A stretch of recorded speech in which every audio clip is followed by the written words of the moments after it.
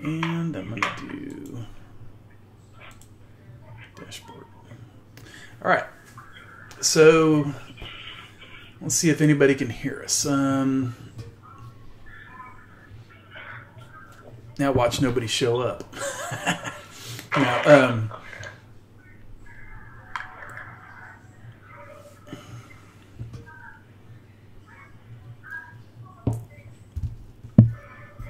all right.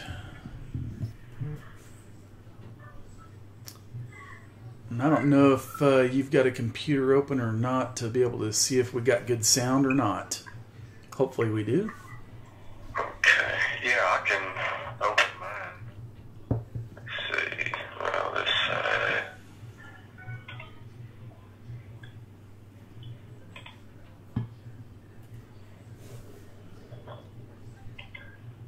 Okay, do a little Test.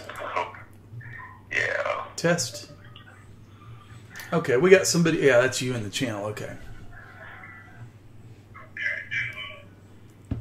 Okay, I got you. All right. I got you. Okay, good. So what I'm going to do is I'm going to stop. So now that we know it's working.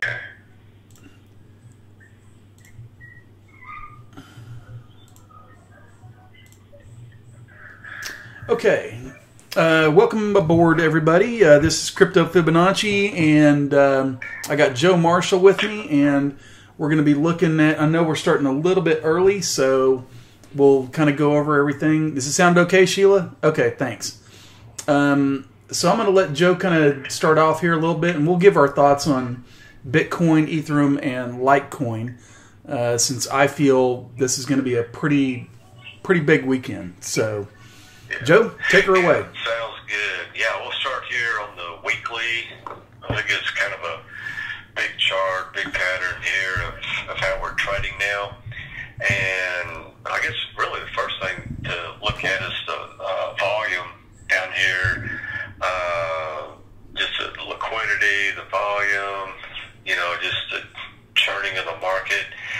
And as you see this, I don't know, to me, it's like it's falling off a little bit. And kind of on topic, but off topic, the last few weeks there's been a lot of talk about new companies, new ventures coming in regarding the exchanges.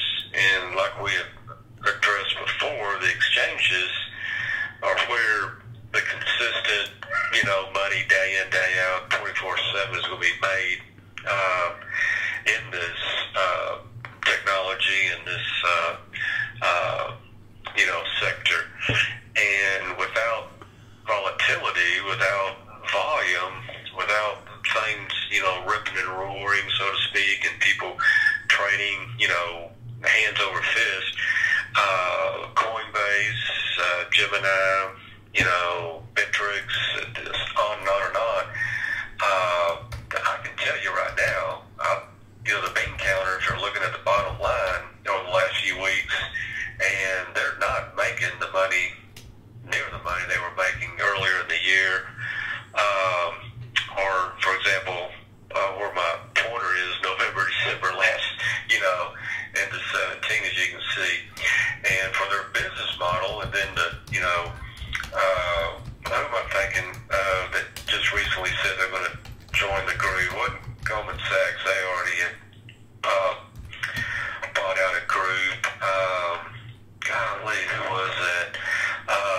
Another group came out and said they were going to join the fray. And these exchanges, they need that. So I'll say all that to say this. I'm sure they're pretty concerned right now, and something's got to give regarding the price. And what, you know, just like getting people in a casino, what gets people in a casino? You know, the higher the percentage, I guess, of their chances allegedly to win. And right now we've been on pretty much a sideways, you know, to down market trend. And so as far as new people getting excited and people that are already in it getting excited and telling the, you know, the new people about it, hey, get in, this thing's running, you know, you're going to make all kinds of money. That's, you know, that's not really happening right now. So I think the motivation, the excitement, is kind of weighing a little bit, so they could have an issue with the price. And well, how you get people in the casinos to sit there, or we're back into this type of market. Mm-hmm. You start, having winners, right. and busting things out, and so they're going to have to, make something happen pretty soon. Sure. Drive this thing up, and even right now, as low as the volume is, now this is weekly, and so it shows it pretty good. Now,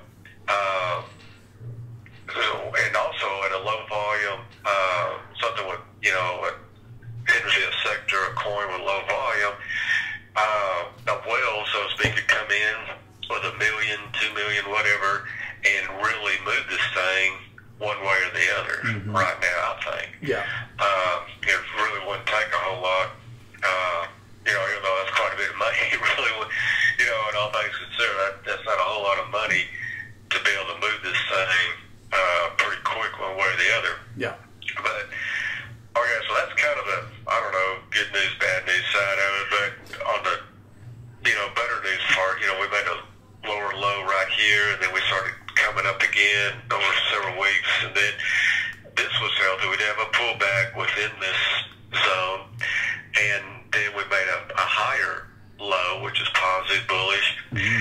But now, this is a weekly count. This thing is all week. Now we have tomorrow and Sunday to deal with, but, that's not very much of a price. That's a pretty tight consolidation right there. Well, we're getting ready to make a big move here pretty soon. Yeah, I agree. Yeah, one way or the other. I mean, looking at your, the EMAs right there. They're all converging on each other, and so one way or another, it's gonna take its move, and it's gonna go with it. So. Exactly. So, I don't know if you're more bearish, then you better get a pretty tight, stop loss. If you're bullish, just hang tight and maybe put a buy order in, a little bit of, above everything. Right. That way you can play it either way. But right here's the daily that I've switched to, and I consider it this red candle right here from the 4th. I still consider that kind of an inside bar, play or inside bar consolidation. 1, 2, 3, 4 days so far. So either 4 or 5. So it'll be probably tomorrow or Sunday on a time count that this thing will have to bust up or down. So maybe a stop loss, right here at the bottom of this wick. Mm-hmm. If you think it's going to break down real hard, or if you're not in, or you haven't, bought in heavy yet, maybe up here around 7,800. Because once we break 7,800, I think 8,000 right around the corner. Then you have the 50 MA just right here at 8,400, which was a strong zone the last time we were trading up here.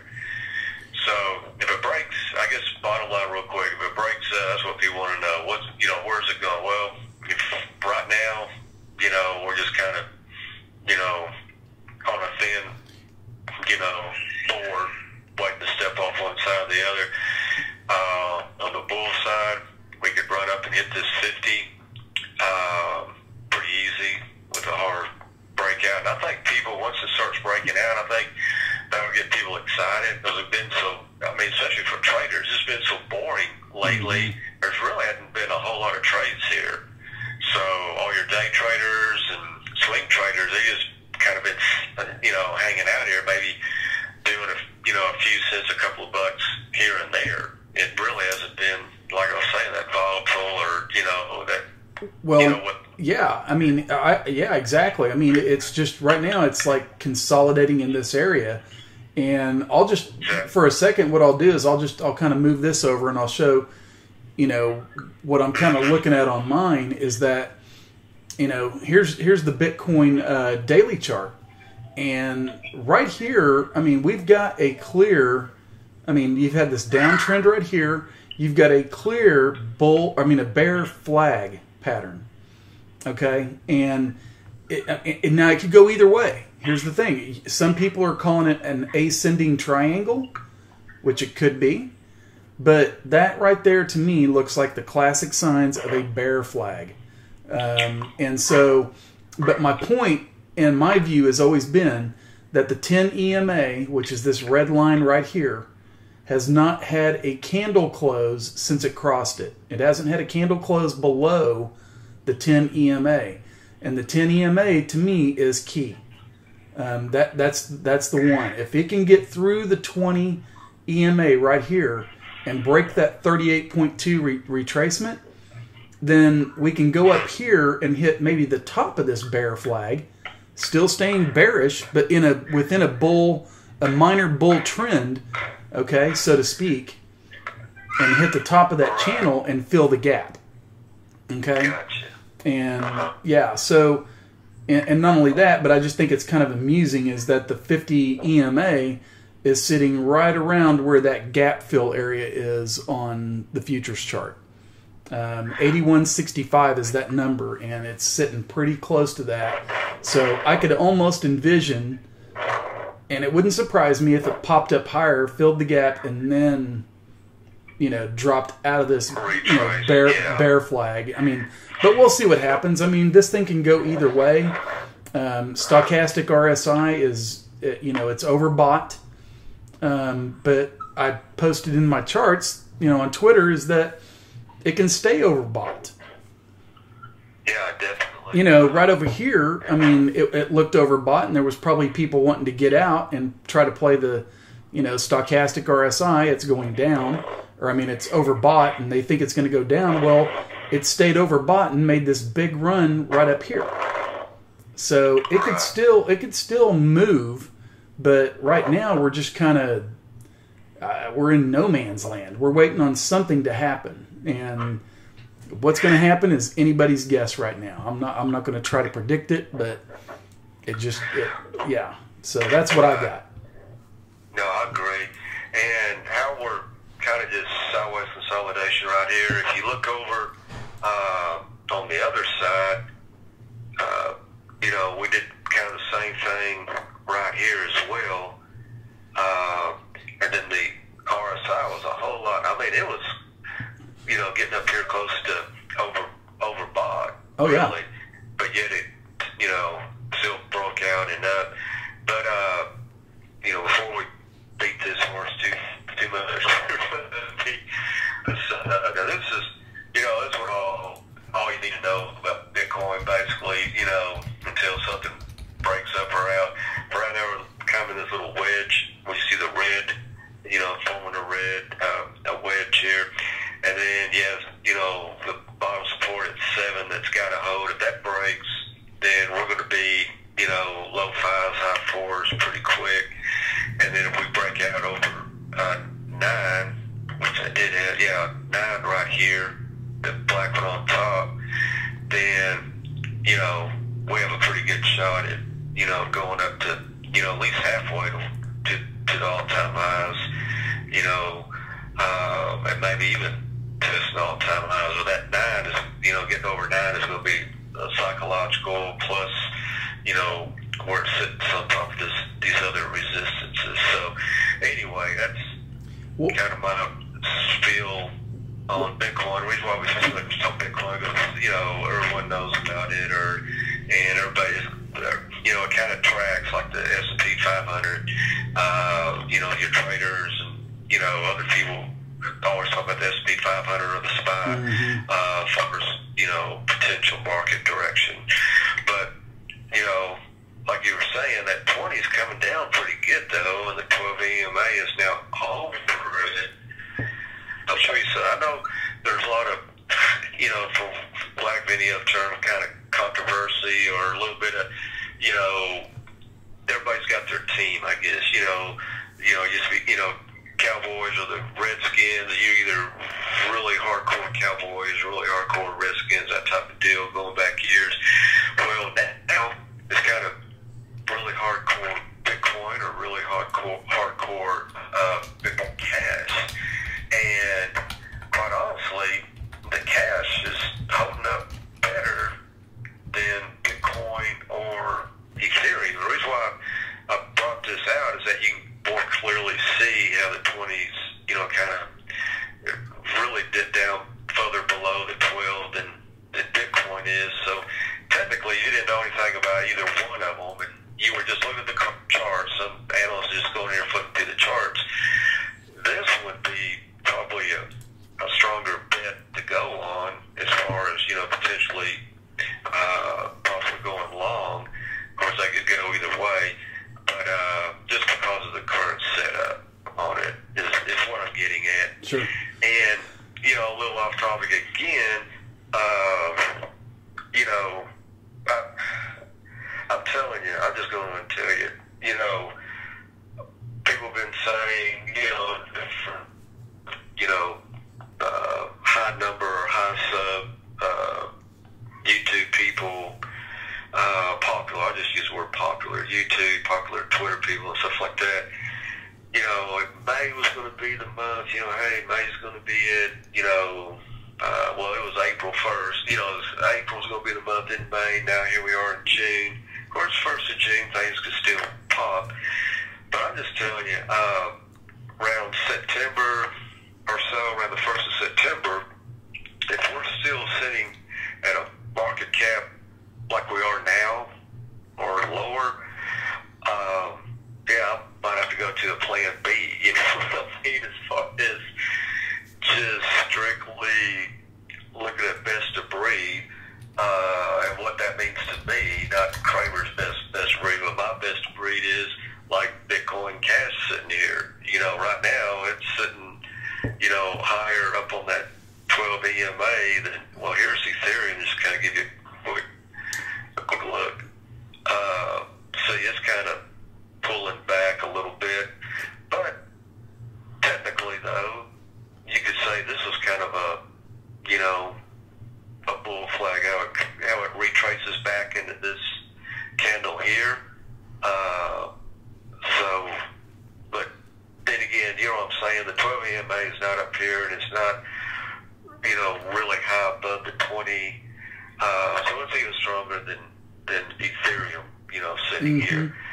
So going back to my, personal theory or bosses or whatever about September, if that, market cap is still low and we haven't really got that push yet, then I'm just going to be trading the, I don't care about the technology any longer. I don't care about, and I know people are going to, go crazy, but honestly, I'm not going to care about the technology. I don't care, what supposedly is going to do for humanity or whatever. I'm going to be looking at these charts and seeing, who's going to pump the best for me, in the next few days or a few weeks. Yeah. And I think that's what you're going to have to do. We're going to have to be in survival mode. Not that we shouldn't be day to day anyway. Well, here's the deal, is that, and I've said this for a while, is that people that think this is going to just all of a sudden miraculously go to 100,000, that's not doable. It's not going to happen anytime soon. We're in consolidation mode. We're in a bear market, and at some point we will bottom out. We will start to uptrend, and we will break resistance, but we're going to break it slowly, and then eventually we'll get. Go back and look at Bitcoin last year. It made some moves, but it went parabolic toward the end of the year, and that's where that big move came from. So it's a slow process, folks. And if you're in it for the long term, okay? I've been doing this for 20 years. I've seen it. I saw it with the NASDAQ. I saw it with the S&P 500. I saw it 2 times. I saw where everybody thought, this is the bottom, this is the bottom, this is the bottom, this is the bottom. And they just kept getting disappointed until everybody finally just gave up and they quit and they disappeared. And that's where a bull market starts right there. People give up, they're tired of it, they've had enough, they get frustrated, and they move on. And that's what's going to happen in this market. At some point, people are going to get frustrated enough that they're just going to say, the hell with it, and I want out. And that's where your bull market starts. But right now there are too many people calling for the moon and calling for this and calling for that. No, it doesn't work that way. I'm sorry. I'm just being truthful and I'm being realistic. And, you know, hey, if it goes to 20,000 tomorrow, then fine. Send me a Twitter and say JRU is totally wrong, and I'll be happy. You know. Yeah, right. But yeah, funny you said that 20,000. I'm just rough math here. You know, a lot of people were projecting 100,000 Bitcoin by the end of the year, and that would mean by the end of June we'd have to be at least 20 grand, or in the neighborhood of 20 grand, and then we'd have to jump 13,000 per month for the rest of the year. It's not happening. Okay. Yeah. And I'm gonna show just real quick. You showed your weekly chart. I'm gonna show you mine.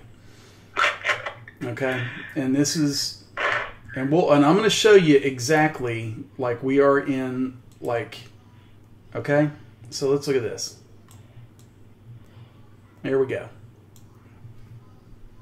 I'm going to let it catch up. But here's the weekly chart. It's not closed yet, okay? So mind you, it's not closed. But, I mean, we've got this big bearish engulfing up here that said no. You try to get a reversal right here, and everybody's getting excited, and then you get another bearish engulfing and says no, you're not going higher.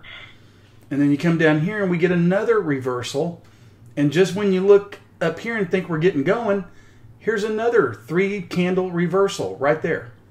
So it's getting rejected every time it tries to go up, and that's what happens until maybe people just finally give up and this thing moves all the way down. I'm not saying it's going to 4,000, folks. I mean, so I don't want anybody to get scared and say I'm getting out of Bitcoin and blah, blah, blah. But leave your mind open to the possibility that it can happen. Okay? Don't fall for all these people, you know, pumping you and telling you that it's, you know, it's going to the moon. I mean, at some point we will. That's just how Bitcoin is. But it may not happen tomorrow, and it may not happen next month. It's just, it's part of a process. We're filtering out people and we're consolidating. This is a long drawn out move. So I can only tell you that this area right here where my trend line is and where I've got my mouse, that is a huge area.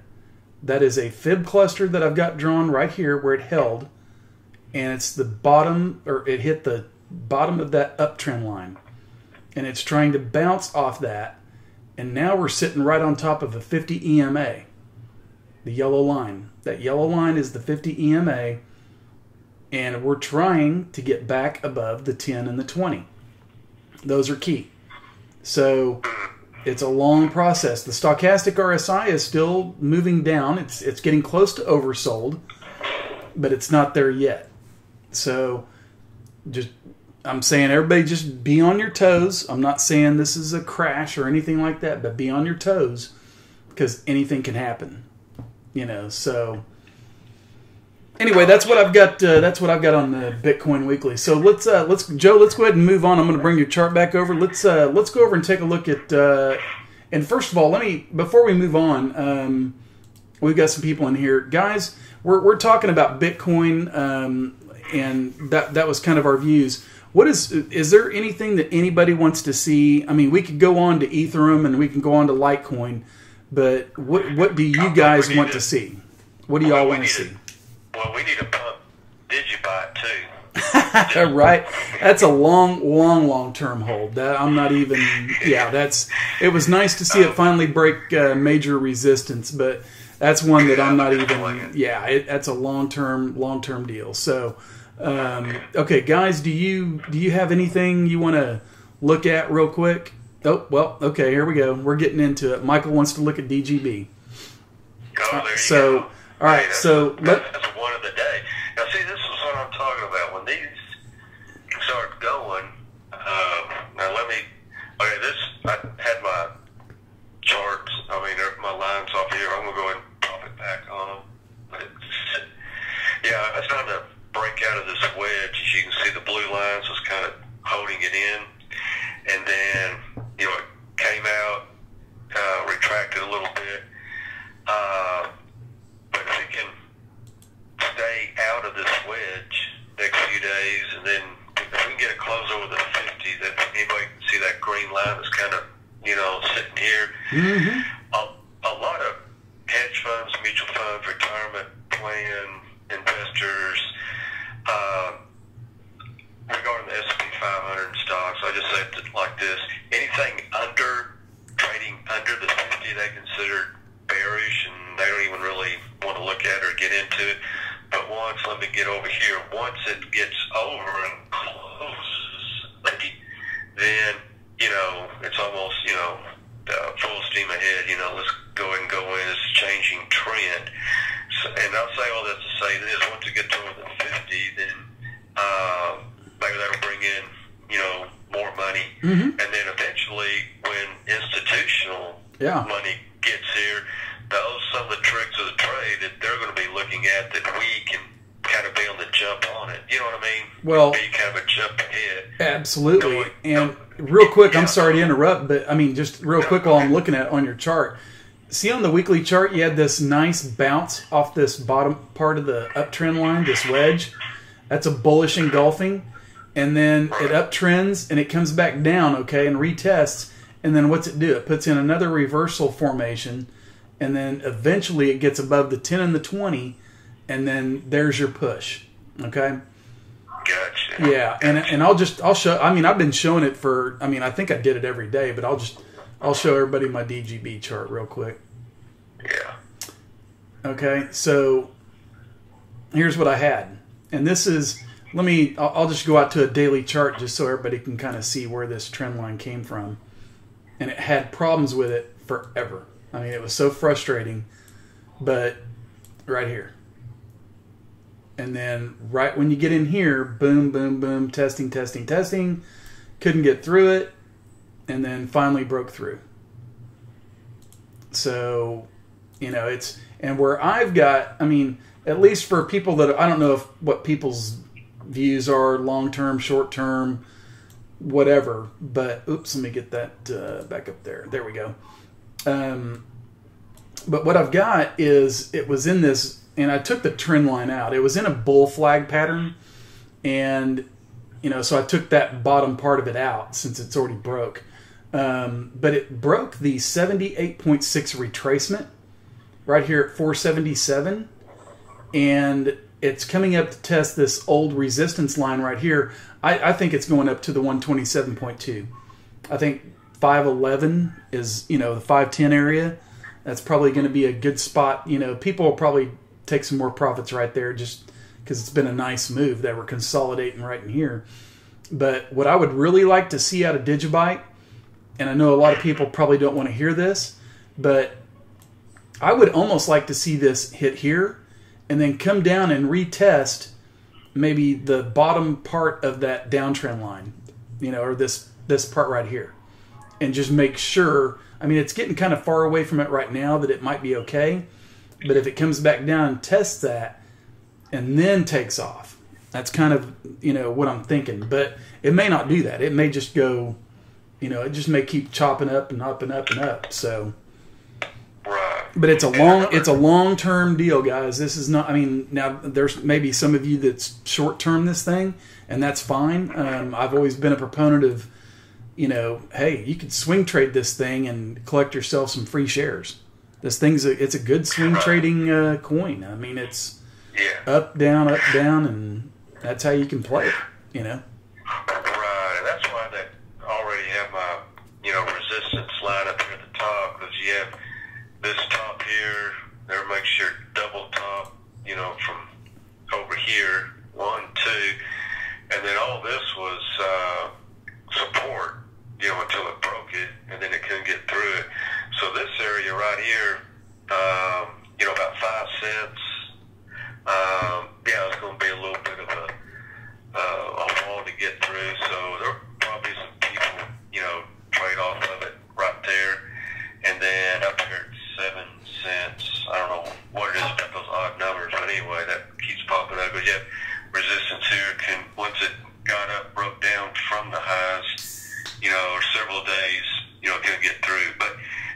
yeah, good idea on the Digibyte. And also, these, okay, let me regress a little bit. Sure.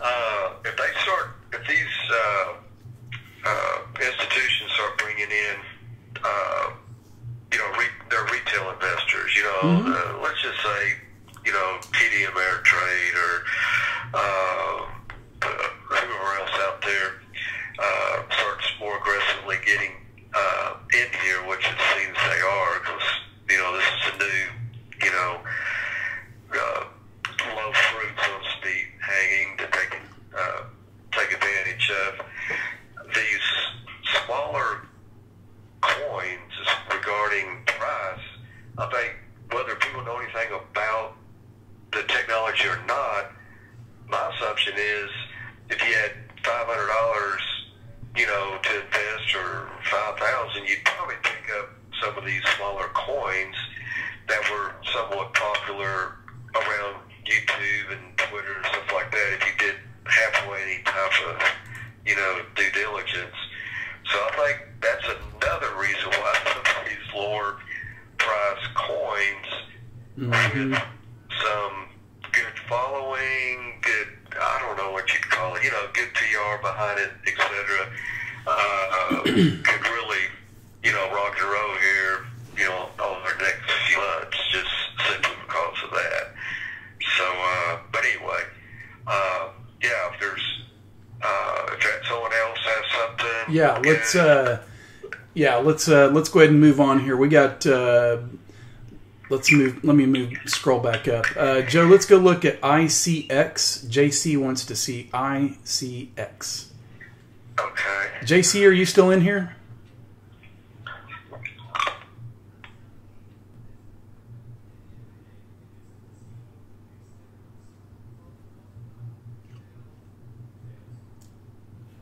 Tell you what, while you're doing that, Joe, are you still there?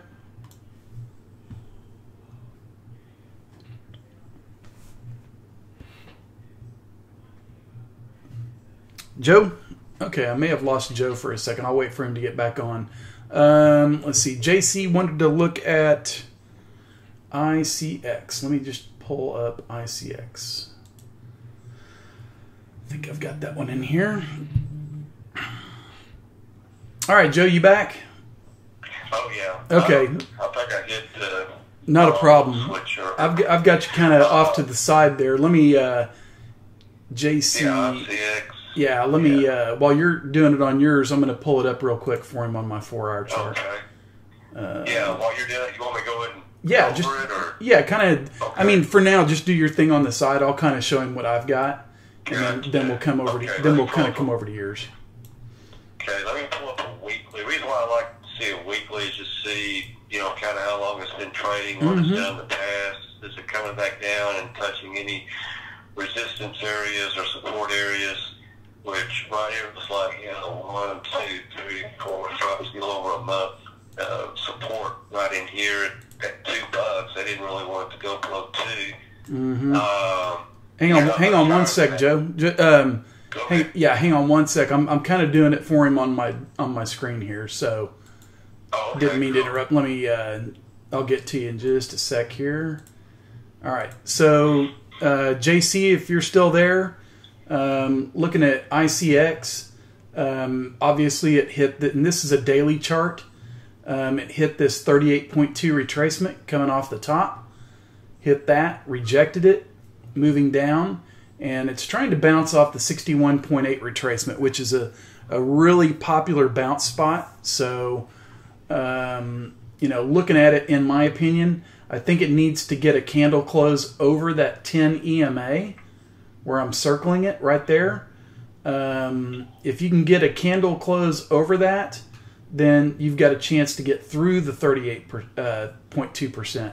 Let me just do, and I'm going to do this. I'm going to do if this move here, this big up move it made off the bottom, and let's just assume that this last area was the bottom on the 61.8, then you could almost consider, what is that, 4,000?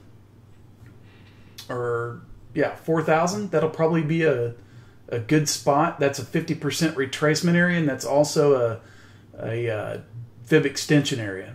So that could be a possible target if that's the bottom. I don't know if that's the bottom or not yet, but that's a possibility. I mean, if it's not the bottom, then you got the 78.6 down here. That could be some support as well. So that's what I've got on ICX. Let me see what Joe's got here. Joe, let me drag your chart over real quick. Give me just a sec. All right. All yours, Joe. Okay, what I was going to point out, little chart school stuff. Number one, this candle right here.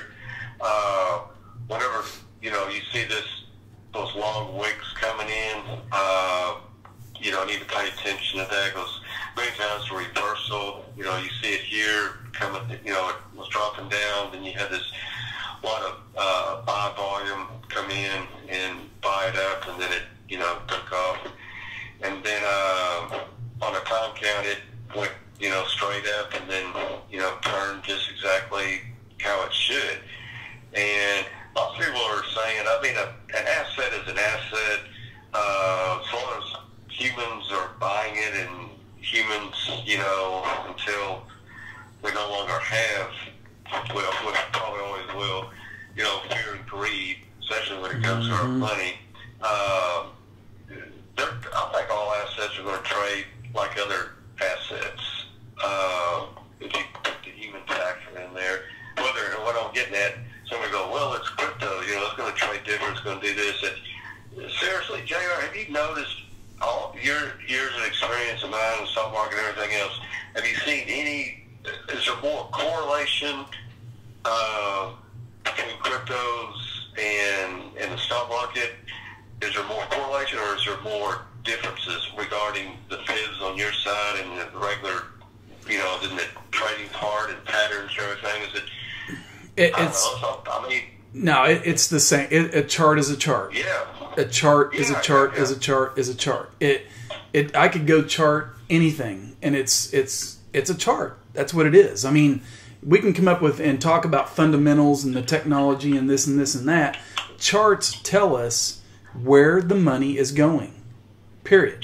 Exactly. Okay, yeah. So that's where charts do. They tell you where the money's going, and that's it. I mean, and so you have to follow that. And so people can sit there and talk about technology and, hey, it's blah, blah, this and that and whatever. But, there was a man a long time ago, his name, and some people may know him, Ron Insana. He was on CNBC a long time ago, and he wrote a book, and it's called Message of the Markets. I highly recommend it, because you can see what people are doing ahead of time. The people, before news even comes out, somebody behind the scenes knows something, and they're buying. Okay, so there's insider trading out there all the time, and I know that there's the SEC and there's laws and this and this and that, but it still goes on. Somebody knows about something, they're going to go tell their buddy, and then that buddy's going to tell somebody else, and before you know it, you got people buying, and the market starts moving slowly, and that's where you get signals from. So somebody always knows something, and that's why you got to watch, because there's always going to be people buying or selling, either bad news or good news. They get the information ahead of time. So what we're doing is we're trying to interpret what's going on. That's what we're trying to do with charts. Okay, so a chart is a chart is a chart. Yeah, and even that's where all these candles came from. The Japanese rice traders actually came up with these, 1,000 years ago, based on back in the 1700s. Yeah, that's when candlesticks was invented. Yeah, so they were, measuring, potential cost and price of rice way back then. But anyway, as you see, we're coming down, back on ICX, we're coming back down, and it's trying to, got above this candle here and seems to be holding pretty good. But again, what you have is the 20 coming down and just putting, price pressure on it. Absolutely. Really needs to get above that 280. 280 is right here. Yep. $10.80. Sure does. Put you above yeah, the 12 EMA and the 20 EMA, then your next goal would be right up here about 340, 350, probably 350 because well here's something else I wanted to point out real quick, and I'm gonna just talk briefly about it. But my philosophy, okay, is that I'm not trying to catch the absolute bottom. Okay, I'm not a bottom picker, because when you try to do that, you get yourself in trouble. So wait for a trend to develop. It's just like these smaller moving averages that me and Joe were talking about. You know, could there be a big green candle spike up and go above it? Sure. And that's fine with me. I don't care about that. I'm not trying to catch it early. I want to catch the meat of the move. Because if it's going to go into a bullish pattern, then it's going to come back and it's going to do a little retest, because people are going to take their profits, and that's where I want to get in.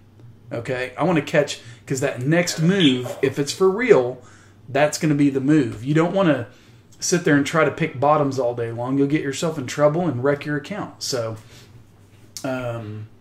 anyway, I'm off my box now. Yeah. So, go ahead. Oh, that's cool. Well, yeah, if he has any more questions about it, that's pretty much it. He just needs to, like everything else out there, get a little buy volume in, and sure, you know, it's all kind of a race. Yeah. And the next one I kind of already have is another kind of popular one, you know. Hey, real quick before I'm sorry, real quick before we move on, let's go to the people in the room and see what they got. Gotcha. So we've got let's look at XRP. That's Nidhin A. He wants to look at XRP.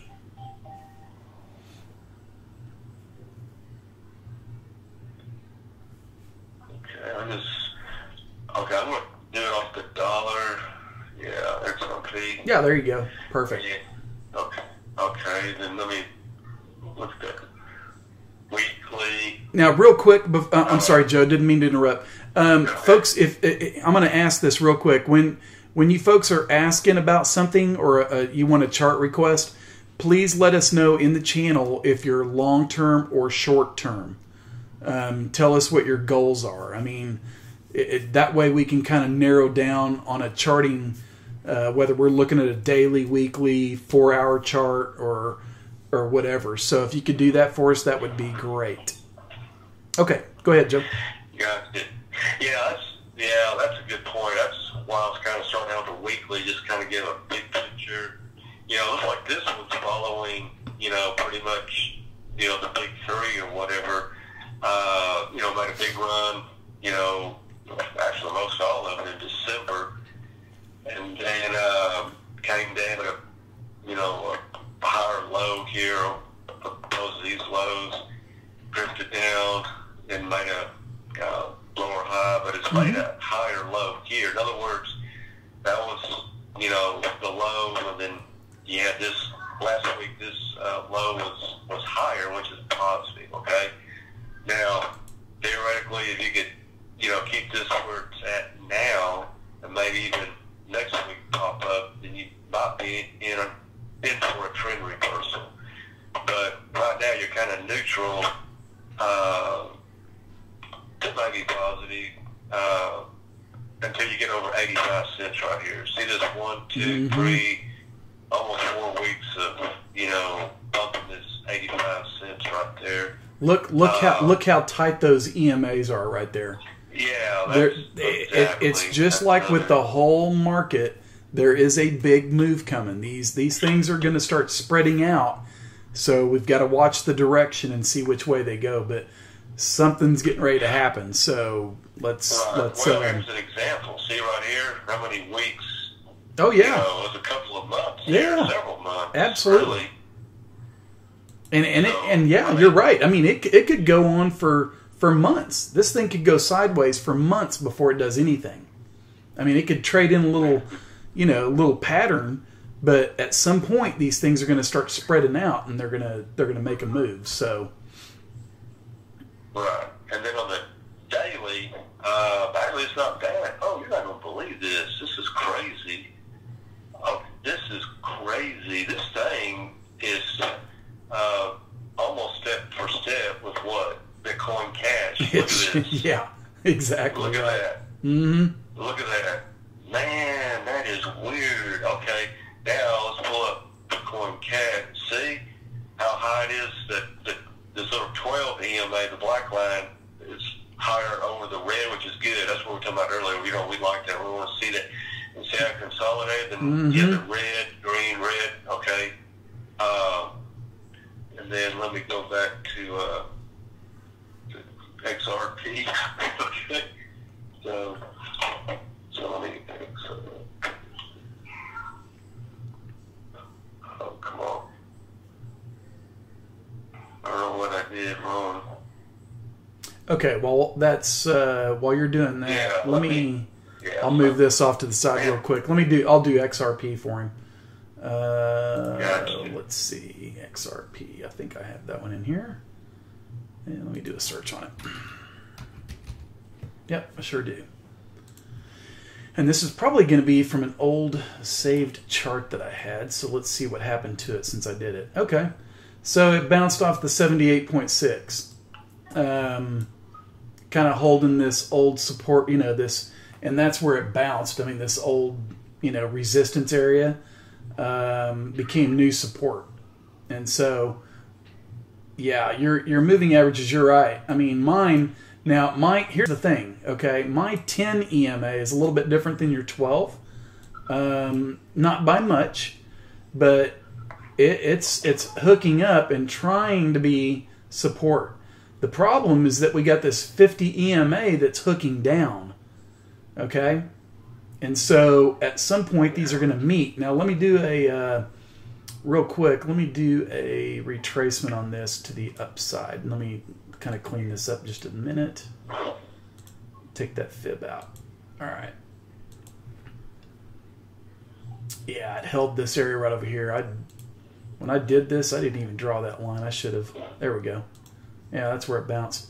Close to the 78.6. It's overbought on the stochastic RSI, so it could go a little sideways until this tries to reset on a daily. Could go a little lower. Let me just do a quick fib retracement. Well, Yeah, I'm going to show you something crazy. I'm going to do this real quick. I'm going to do this real quick for him. So let's just assume that if this thing wanted to try to make the same move as this move, okay, trend-wise, okay, that's a pattern, and we can kind of go off it a little bit, and then down to here. So your target could be, what is that, 60.67? Or I'm sorry, 0.79, actually, right up here. So 79 cents, I guess, is what it could possibly get to. If as long as it holds above the 10 EMA and the 20, because they're right there with each other. So you don't want to see this roll over. Okay, you want to see it just kind of hold right here and then maybe try to make a move up. And if I'm not mistaken, that could turn into an inverted head and shoulders. I might be wrong about that, but anyway. Okay, let me pull your chart back over. That's what I've got. XRP and... All right, there you go, Joe. All right. Yeah, apparently I looked at this before and threw it out. Now this is, XRP, cracking deal. And what I was highlighting here, here's another one. This sideways consolidation, and then, did a head fake, break out to the top, and then, drift it down. This is really what you want. You want that sideways consolidation, people, loading the boats, keeping the price within a certain range, and then they let it go and it blows on up. And here it is again. So this little coin here, it's pretty famous for that. 1, 2, 3, and looks like we're starting a fourth one. And anyway, so it's doing pretty good. It's doing pretty good. As long as it's staying above that 12, I wouldn't have too many concerns. If you're holding, long term.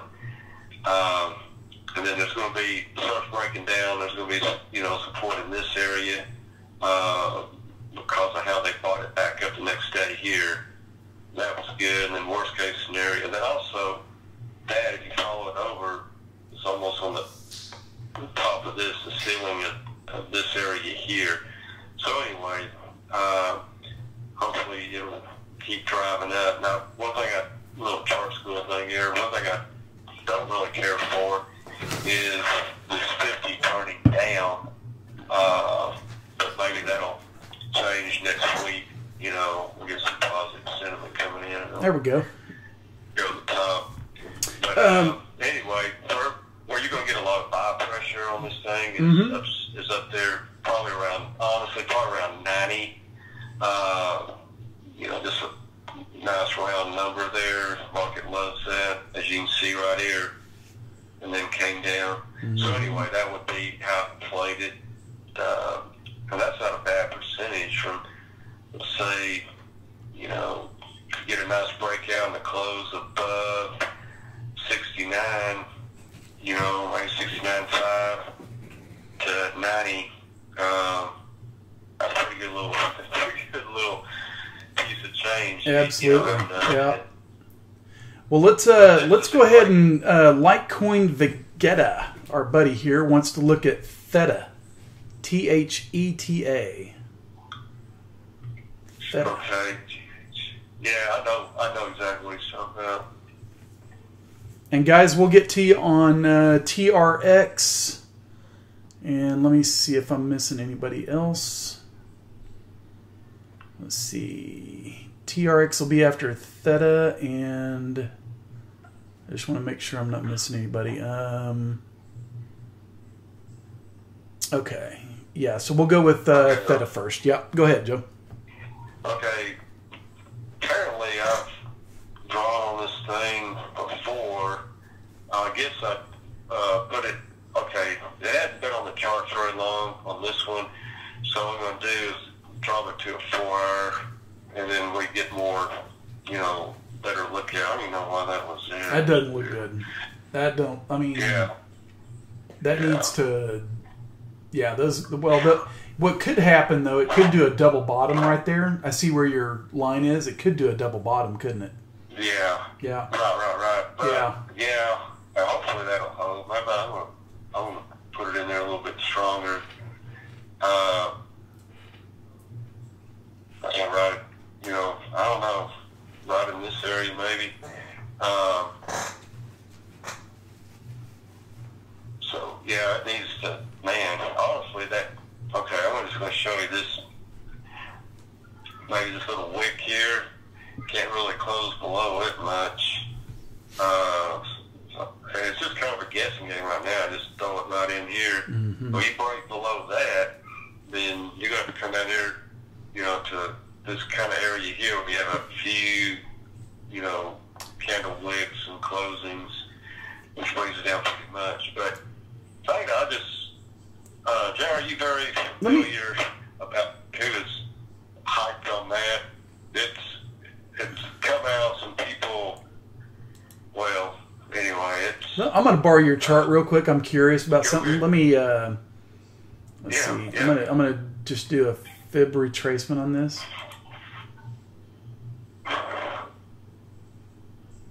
That's it, man. Awesome. If you go to the high, look at that. That's right there at it. Why is it not? It's not snapping on it. There we go. Yeah, it's sitting right on the 61.8. Yeah. That's a big time. That's a big time bounce area right there. 61.8 is a huge bounce area. So, okay, so I'm not a financial advisor, guys. Okay, so that's the disclaimer out here. Okay, FYI, I'm not a financial advisor, but I would be tempted to take a position in this one and put a stop loss, like just, I mean, not like right under it, because they always try to go just a little bit below just to snatch it and then move higher. So on that wick, yeah, you sure could. You sure could, but that is that lined up just perfect. Wow. That lined up just perfect. So if it's going to bounce here, and then what you want to watch is this EMA right here, because if it gets a candle close over it, Then we can start. Then we can start drawing some retracements to the upside and determine. I would almost promise you if I threw them in here, they're going to line up with these resistance areas. But that's another day. So that's one to keep a close eye on. I think that's a good one right there. Yeah, sure. Okay, so let's. All right, so that's Theta. Let's move on to. Let's see. Nidhin A wants to look at TRX, and I think he said he's long term. Okay. Yeah, there's a lot of talk, a lot of interest in Tron right now. Yes, there is. Okay, I don't know. I guess that chart is way back when, because I wanted to put a resistance that high up without somewhere else. I don't know what I did. I guess I was expecting it to come back up and hit it. But let me go ahead and take that out. Well, let me go to, that's, first of all, that's 400. Okay, sorry, switch gears. Okay, I could see how that was there then. Made a high, lower, low, lower, high, lower, lower, high. You got high, lower, high, and now it's like so I don't know. It's probably on a down drift. I'm kind of eyeballing it, Joe, real quick. I'm just kind of eyeballing it. It almost looks like a falling wedge. Am I wrong? I mean, if you scroll that back out a little bit. Yeah, I'll draw that out. Yeah, I see what you're saying. Yeah, if it was. Yeah, draw from there to there, and then draw that other one from right over here to there. Yeah.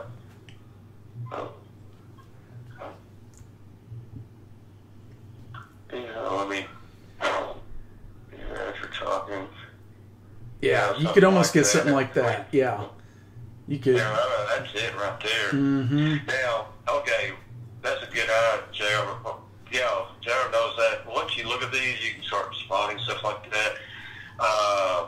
And people would think, "Oh my goodness, this is a bad pattern," but it's a high percentage pattern of turning around and being a positive or bullish. So it may or may not come down and hit again or play around, down here, but eventually, percentage-wise, a high percentage of time, it'll drive out of here up real hard, actually. So, yeah, that's a good. And I think real quick before you exit out of this, I'm gonna borrow it real quick. Oh, that's good. Okay. Actually, I'll tell you what. Let me do this. I'm just going to throw my chart up here real quick because I think I've already got it drawn. I think I've okay. Let me just. Well, while you're doing that, I'm just going to put some support. Yeah, go ahead and do your deal on we might there. not be too far from some good support. Oh yeah. Okay, so let me exit out of that, and then let's move this over here. Okay, and I'm sorry about all the lines, guys, but that's just where they all lined up. But you can see Tron is getting down to the 161.8, and it's got this potential double bottom right here. The key is going to, and it could make a higher low. Technically, I mean, right here's a low. Right there was a low. Here's a low. Here's a low, and it's trying to double bottom. Okay. Yeah. So all things considered, this is not bad at all. Whenever we switch charts, I'll show you. Yeah. The only problem I've got with Tron right now is, and I hate to keep preaching it, it's that 10 EMA.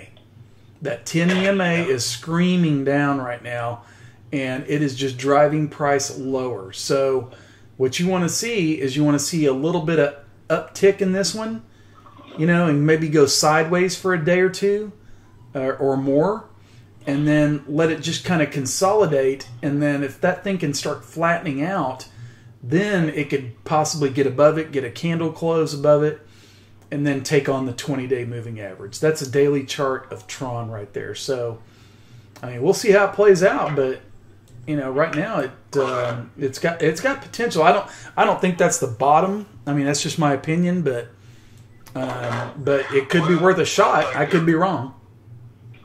Well, I think we kind of could be kind of close. We'll see, but I don't know if you're back on mine. You are, yeah. We're back on yours, yeah. Okay, well, right here, even though it looks like a lot of gyration in here, we didn't maintain a pretty flat line. And the reason being, or one of the reasons being, I'm going to collapse a little bit so you can see. If you look across, you had support here, because at first it was a resistance, and it backed down to 2 days, which is perfect pattern, and then broke over that resistance, and then come back over to the left, the middle, right here, right there, a little bit here, there, then over here at the end. So you have a lot of, thing, vibration, everything else in that area that,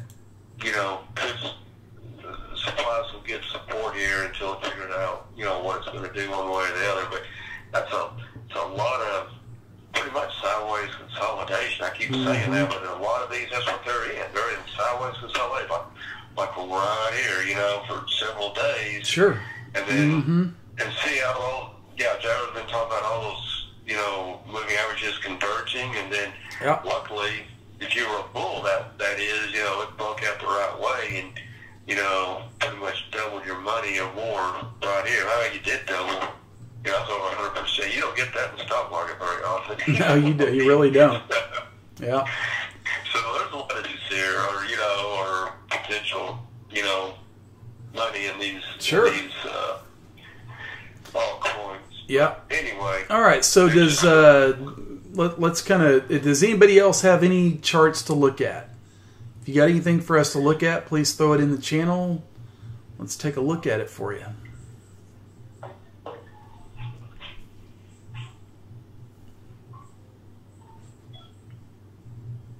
Or if you want to just listen to us mumble on and... Yeah. But right now, it looks like we're getting... Maybe we can do some live trading right here. It looks like it's trying to come out. It's just not a lot of... This is Bitcoin Cash. It's a hard movement right now. You see, the last... we're going in almost... the first hour of the new day, of the new daily candle. Right. And, 10, 20, 30, 40, 50. Like right here is where it started, and then now we had a little, this is not really a breakout, but, it's at least a pop on the 10-minute candle, and getting ready to be on top of, all the moving averages. But, looking back, let me put it on the hourly and slow down a little bit. Made a low, higher low, and then we're going to have to do something, or we could start making lower lows, coming back down. Because that's a higher, this was the lowest low, and we made a higher one, a little bit higher one. Now we're going to have to jump up here and make, I don't know what I'm doing. I completely messed up. Make a higher low from there. In other words, next couple hours, I'm going to have to jump up here, to make it happen. Yeah. So, anyway. Well, let's, I'll tell you what let's do. I mean, let's go ahead and take a look at... Sitting there too. I'm trying to see which one right now. It looks like Ethereum's getting the best bang for the buck. Okay, and I posted this. Well, look at in my opinion, I think Ethereum is going to be the one for whatever reason. I don't know why, but the way it's been charting and the way it's been looking, it just, to me, it looks like it's the one that may lead us out of this mess. I don't know why. I don't know if there's news coming or whatever, but it's been holding up stronger than Bitcoin and Litecoin for whatever reason. It's been, and I'll show you real quick while you're looking at that. Let me just throw it up here. I'll throw it up here real quick for you.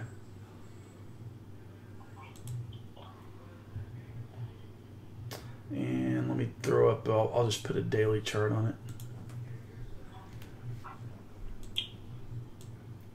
All right, now this can go, and I pointed this out too. This could go two different ways with Ethereum. Okay, it's making a nice move right now, but what we've got, and in both cases, it could be long-term bullish. Okay, but it could be short-term bearish as well.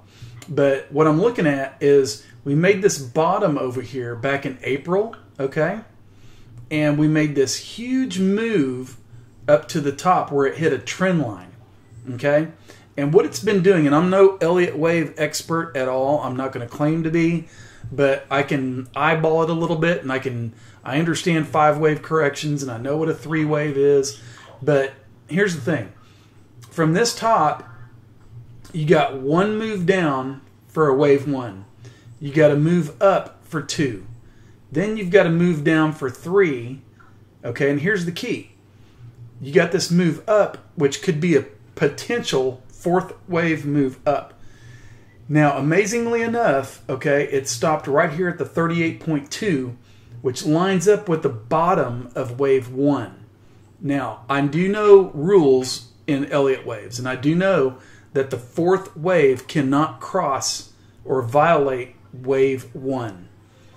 So what happened? It did not violate it. It got stopped right there. So what could happen is one of two things. Either this rockets higher, okay? It's in this kind of bull flagging kind of pattern. It could go higher and take out that whole 5-wave theory, or it could just turn down and go lower and complete that 5-wave correction, which would be a wave 2 or a wave, or like a B wave, before it goes up and makes new highs. So long term, I mean, it looks bullish. It's just a matter of where it's going to make that move from. Does it make it from here, or does it make it from down here? And so that's kind of my view on it. So I'm not going to claim, and I'm not going to sit here and try to predict it. That's not my job. I mean, if I knew which way it was going, I'd be a millionaire, and I'm not a millionaire. But I'm just giving you my opinion on it, and you know, we got to play it as it goes. Right. Yeah. Well, kind of along the same lines as what I'm looking at here is just tracking down. You know, I mean, that 20's just been holding it down 1, 2, 3, 4, 5, 6 days. This candle right here that just started now, that'll be technically like tomorrow, Saturday's candle. Mm-hmm. Maybe get above it. Then you have this down trend line right here, and then just this horizontal resistance line. So it's, you know, and it could blow right through that pretty easy with, you know, good buy volume and everything. But just saying there's a little bit of, you know, a little bit of bearishness there. Oh, sure. Sure. You know, and I mean, it's like if they just threw these charts up, you didn't know if you were looking at you know, something out of the Dow or the S&P 500 or the NASDAQ or crypto. Just looking at these, just in these areas that we've been looking at today, there's just really a couple of them that I'd be like taking a serious look at as a potential breakout. The rest of them is like, yeah, that's pretty iffy. Mm-hmm. And I know that's not what people want to hear, don't want to hear, you know, and I know, you know, the market sentiment right now and, you know, the start of the summer, you know, from all the stuff that people were talking about, you know, literally January, February, March, that, hey, you know, instead of it blowing and going, you know, the market's not living up to the height of the expectations. Sure. You know, a lot of big-time people had. So, and I say all that to say this, is that, you know, it's good to listen to people, and, you know, some of those people are like, you know, real popular in the space and, you know, have a lot of subs and viewers and followers and stuff, but unless you can, you know, get that emotion out, be almost like a robot, so to speak, and look at these charts, you know, it's kind of been a rough haul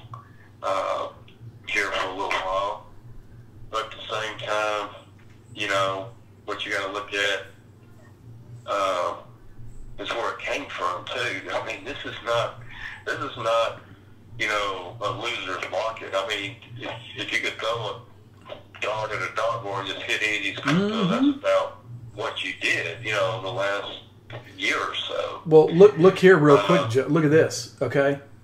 Right here on your weekly chart. Look at that right there. Yeah. Okay, it's the same thing that happened on Bitcoin. That is a reversal, and that's actually a better reversal pattern, one of the better ones I've seen. That you got that downtrend, and then you got a little small doji. Okay, so for people that are looking at charts and you're new to candlesticks and you don't understand, here's the thing, is that you got a big downtrend. Okay, yeah, that's good, Joe. Yeah, perfect. So you got this big downtrend, and it's crashing. Then all of a sudden you get this little small candle right here, and everybody's like, okay, wait a second. What's going on? And then the next week, the bulls take over. And so it made the nice run after that. And now it's just coming back and it's correcting, but it's holding. And Joe, is that a 200? What is that moving average right there? That one right there on the bottom? Yeah. Is that a 20? Oh, it's a 50. Okay. Yeah, the red's 20. Yeah. Green's 50, red's 20. Yeah, so it's holding the 50-day EMA, and it's trying to bounce off it. So if it can get above these smaller moving averages right here, then we've got room to go to the upside. We've got room, but that's going to be the key. What are short-term people wanting to do? So I'm sorry to interrupt. Go ahead, Joe. No, that was perfect. Yeah, and these weeklies a lot of times really tell the story, potentially what's going to happen. And I mean, really, when all this starts lining up like this, and actually if I put a Bollinger Band up there, it'd probably be pretty flat too. And you know what happens when those, you know, that Bollinger Band gets flatted. You know, whether you like it or not, it's going to go one way or the other pretty hard. Yeah, when they tighten up, yeah, there's going to be a move. It's just a matter of like, and with Bollinger Bands, are you going to throw some up there? Oh, well, I can. I was going to show this 3-day chart. Oh, yeah, go ahead. Yeah, yeah. You know, reversal. You know, each candle's 3 days, and it just kind of slows it down in the daily. And anyway, we had a nice reversal candle here. And if you just were trading off of this, you knew at the peak up here, you knew something was happening. You know, that, you know, everybody sold off of it. You know, that candle here, and it came down, and yet here's that indecision right there. You going up or down? It's unfortunately, you know. Mm-hmm. So you had consolidation, 3, 6, 9, 12 days right here. And then boom, it said, okay, the market said, hey, we're going down, and then all of a sudden, hey, we wanted, you know, a different direction, so it botted up. You want to see? So I'm curious, and I hate to. I'm curious. No, go ahead. A little fib retracement. I'm curious where that bounced at. I think I may have had it on my chart. It didn't quite. Yeah, it didn't get a candle close below the 61.8, but it kind of held in that area. So anyway, that's cool though. Yeah, that's 61.8. Apparently these cryptos love that. Yeah, that's interesting. Okay. Yeah, good stuff, man. That is good stuff right there. Now, if it can get above that trend line you got drawn there, then that'll make a difference for sure. Right. I did that for the daily. It looked like it's holding up there for the 3-day, and then you know what it almost reminds me of, Joe? Here's what it almost reminds me of.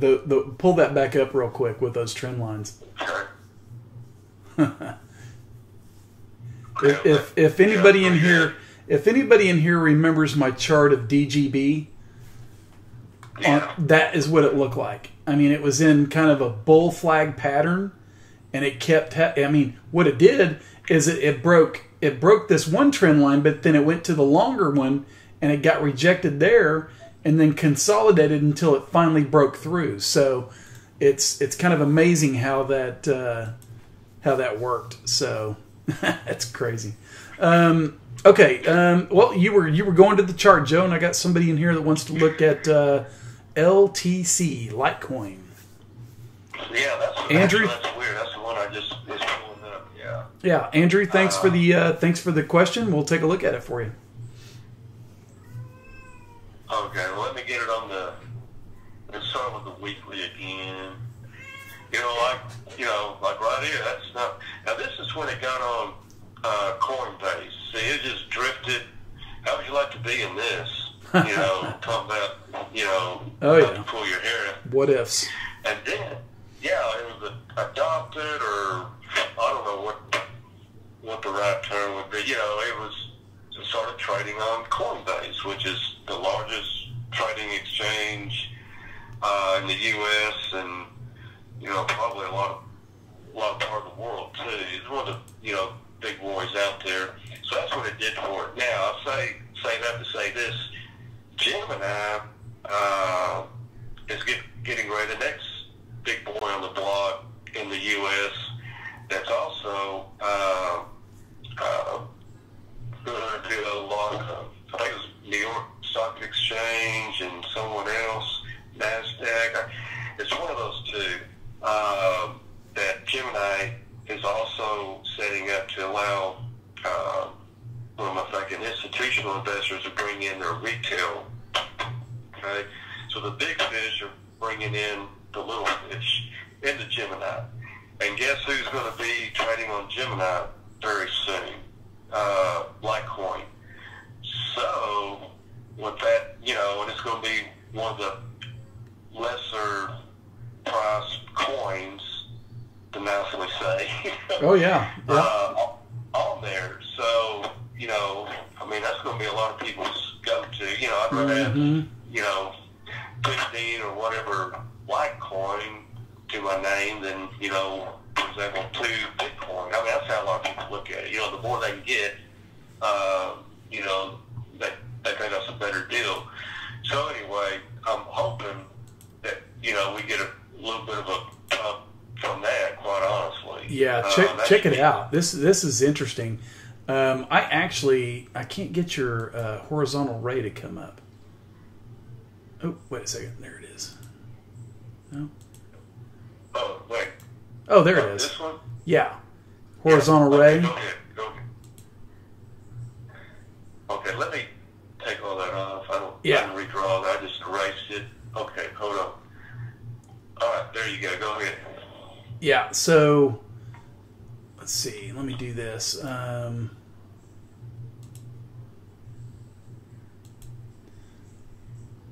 So that old area of resistance right there, support, 1, 2, 3. But then you've also got possibly, and I'm keeping this out there just because you never know. And then we could draw a trend line. And you could do something like this. And I didn't draw it right. Hang on. There we go. There's 2 ways to look at this. It's still holding above this huge support right in here. It's just bouncing off of it. But you've got this downtrend, and it could be a descending triangle. So if it breaks down out of that, then you're looking at where is the next support. But if it breaks out of this, then, man, it's it could be off to the races. So anyway, that's one of those you just never know. Right. And then if you were look at this like a descending triangle, the high percentage bet is that it breaks out of the angle part. Correct. As opposed to the horizontal part. Absolutely. So, yeah. Hopefully. Oh yeah. Hopefully you can get there. Absolutely. But yeah, that's the weekly on it, and we came down below this low over here, I believe, on this one last week, but it closed above the previous week, and these 2 lows here. So 1, 2, 3, lower lows or whatever. It closed above and the 50. So that's a positive. But we really need to see this you know, something might happen overnight tomorrow through Sunday, because by Sunday this time, right where this corner is, that needs to be higher, and a green would be more, you know, it's not extremely bullish, but it'd be more bullish than it is now. Right now, that's kind of in the, you know, it's neutral to negative, quite honestly. Right now, that weekly candle. So we got, you know, about 48 hours for it to make up its mind. And then as you see, that liquidity, volatility, volume, you know, all those trading things, see, it's just been falling off. Boom, boom, boom, boom. And, you know, the stock market, they go, you know, they don't say, you know, sell in May and go away. I don't know if that's what's happened here, you know, since we kind of been in a, you know, just a doldrum, so to speak, you know, compared to all this, you know, last year. I mean, you know, there's a few weeks here and there, you know, we were down or sideways or whatever. And, I mean, it was hard. I mean, it was like all the time this thing was pumping, you know, all the crypto. So it was pretty fun. Oh, yeah. Yeah. So, and look at all the volume, too. You know, I mean, even, you know, once things caught on, people, you know, the word got out, you know, later in the year, more word got out, then you can see the huge volume, and it's not even, you know, close to that now. I've right here, the volume this week, I just noticed that the volume this week, well, it's back over here, you know, when it first broke out. So, I mean, that's how low it is. You know, it's lower than what it was, you know, over a year ago. But anyway, let's go to the daily. I'm sure they're kind of... Yeah, does anybody else, if you got chart requests, throw them in the channel, type it out, and just let us know if you're long-term or short-term. Yeah, then just one more thing that while they're doing that, Litecoin, this daily, you know, this big reversal candle here, which, you know, everybody was expecting, and then it sold up, people came in and bought it up, and then it's just been either on purpose by design or just coincidentally, you know, just trading right under that 12 EMA, just perfect. I mean, you didn't set up anything. And then right here is the candle that we're on right now, starting, well, about an hour and 15 minutes ago, this one started. You can't really even see it, it's just really, really flat. But, you know, I don't know. You know, something's going to have to give pretty quick, you know, on the positive side, or, you know, this is going to come down, retest this support down here, you know. Did your 12, did that 12 just cross the 12, or what is that? That's the 20 that just crossed the 12, is that right? Right in there? Okay. Yes. Yeah. Okay. Yeah, exactly. Yeah, right in there. Let me get a 4-iron and maybe blow it up a little bit. Yeah, we're under everything right now. The 12's on the bottom. Yeah, this is a perfect, you know, bear scenario. Yeah, you know, just telling it like it is. Sure. You know, you want them flipped around. You want, you know, that 12 on top, the 20, and then the 50 for support. Well, and you had this, you had that big reversal pattern right there. Look at that. That's a perfect reversal pattern for bears. I mean, you had this uptrend, doji, red candle, just totally reverses it out, and then down you go. Right. And it can't get back above it. And it can't get back above. That's going to be major resistance right there. 128. Yeah, that's going to be major resistance right there. Yeah. So, well, even 122, that's been a bear. We looked at what yesterday or the day before, I don't know, a couple of days back, it jumped up above it. I thought we were going to run back up and test these highs over here again, but, you know, it just sold back down. But yeah, see all this, all that's right there on the 122. Yeah. And then then all of a sudden just said, hey, we can't do it no more. Sure. It just gave up and just petered out. Mm-hmm. But anyway, I don't know. Honestly, I'm trying to make this as bullish as possible. I can't, really pull out much, But all I got to say is that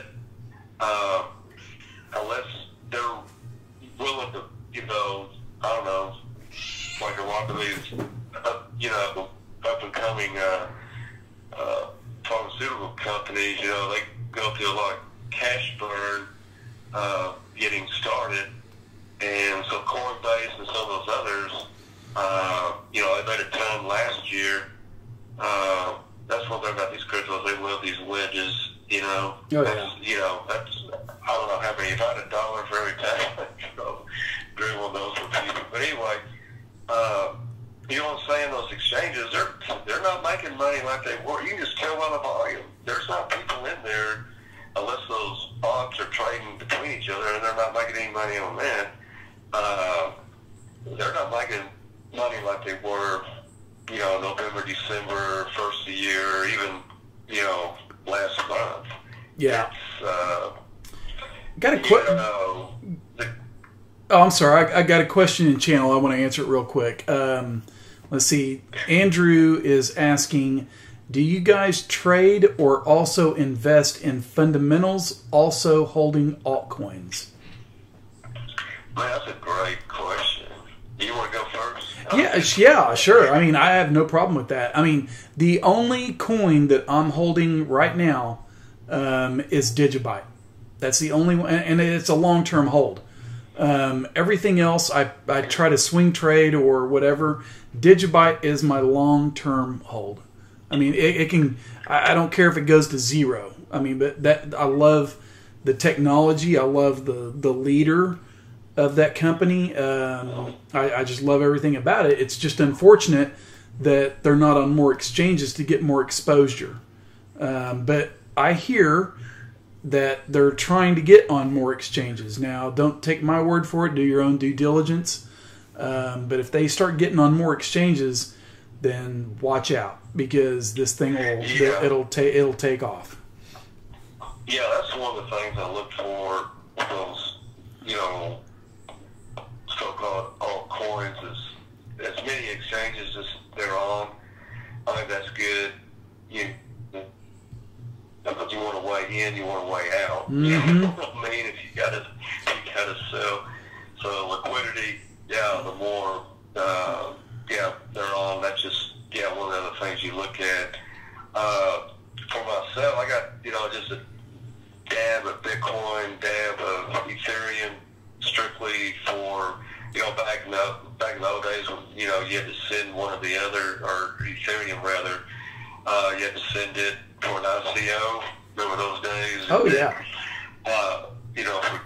For gas and stuff, and then Bitcoin just for transferring a little funds over to whatever exchange and getting some alts.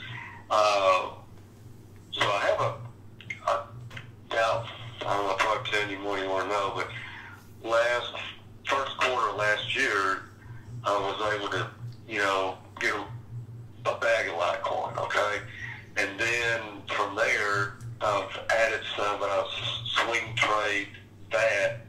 And then Litecoin, when it laid this candle here, and then this one, it tested that 12 EMA. I put a stop loss there, and then I was stopped out on this candle here when it went through, and really haven't had a chance to get back in. Mm-hmm. That's kind of where I sit. And then, have some Digibyte as well, ADA, and OMG. And those, I didn't even think about it. Because it's been so long ago, I just hold them, and maybe in 2020 or whatever, open up the bag and see what's there, as far as, or whatever.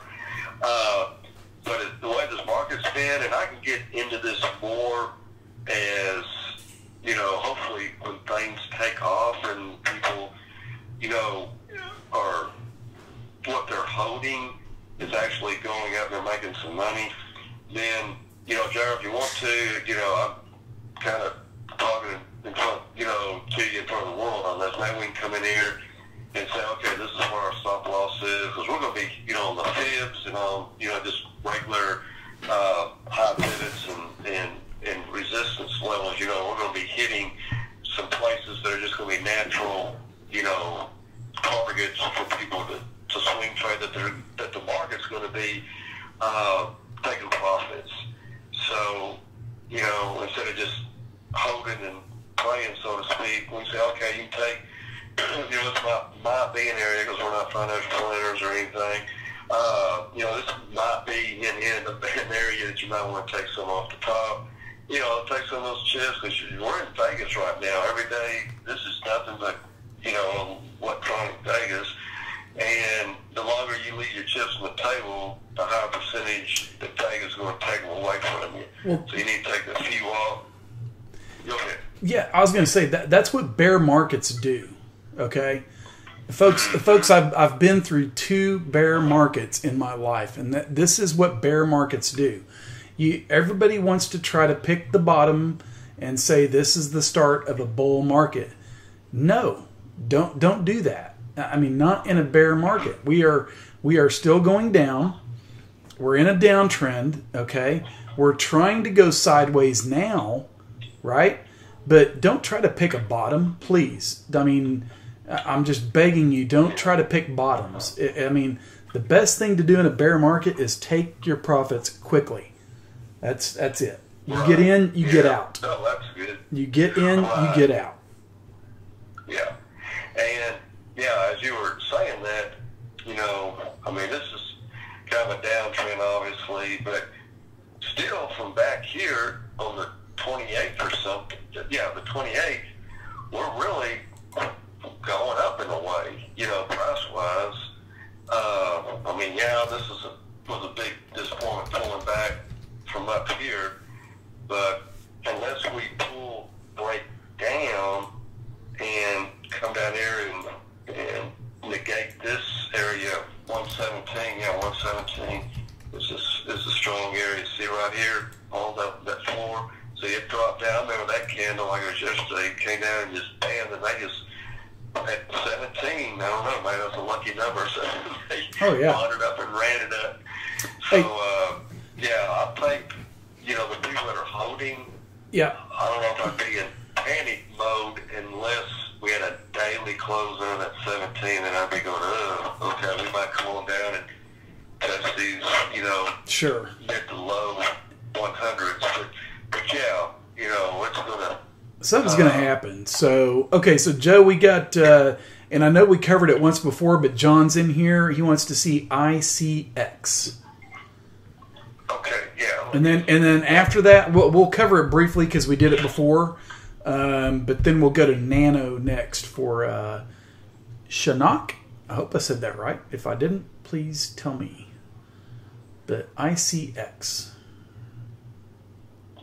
Yeah, here we go. Yeah, and Papa will get to TRX right after ICX and Nano. So hold with us and we'll get to it, I promise.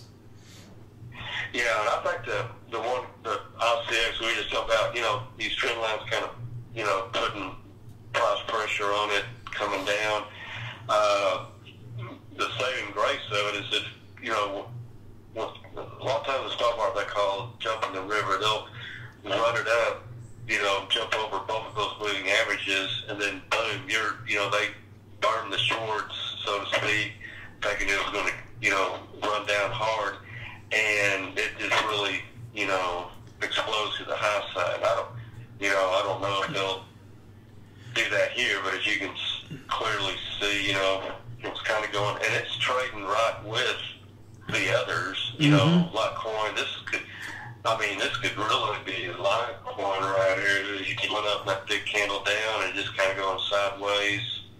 So yeah, it's trading right with the others. And hold that chart there, because I'm gonna bring up a really good point. Okay, okay, folks. When I post on Twitter and I talk about the 10 EMA, and Joe's 12 EMA is really close, so it's like marginal difference.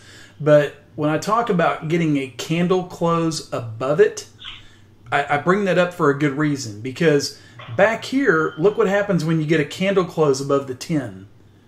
Okay. You get a candle close right there, and then boom, you get a little move to the upside.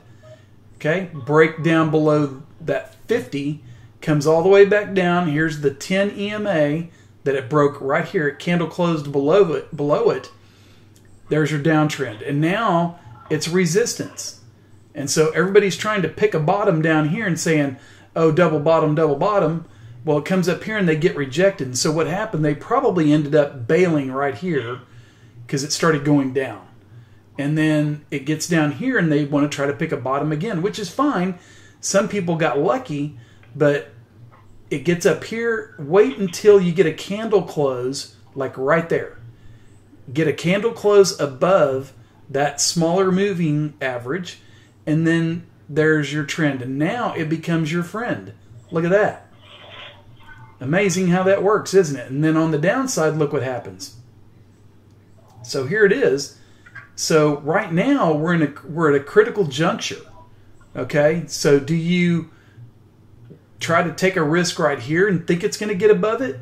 My guess and actually my advice, and again, I'm not a financial advisor, but please watch for a candle close above the 10 or the 12 EMA before you take a position. That's just paramount. So, sorry to interrupt, Joe, but that's what I got on EMAs, and I think it's huge.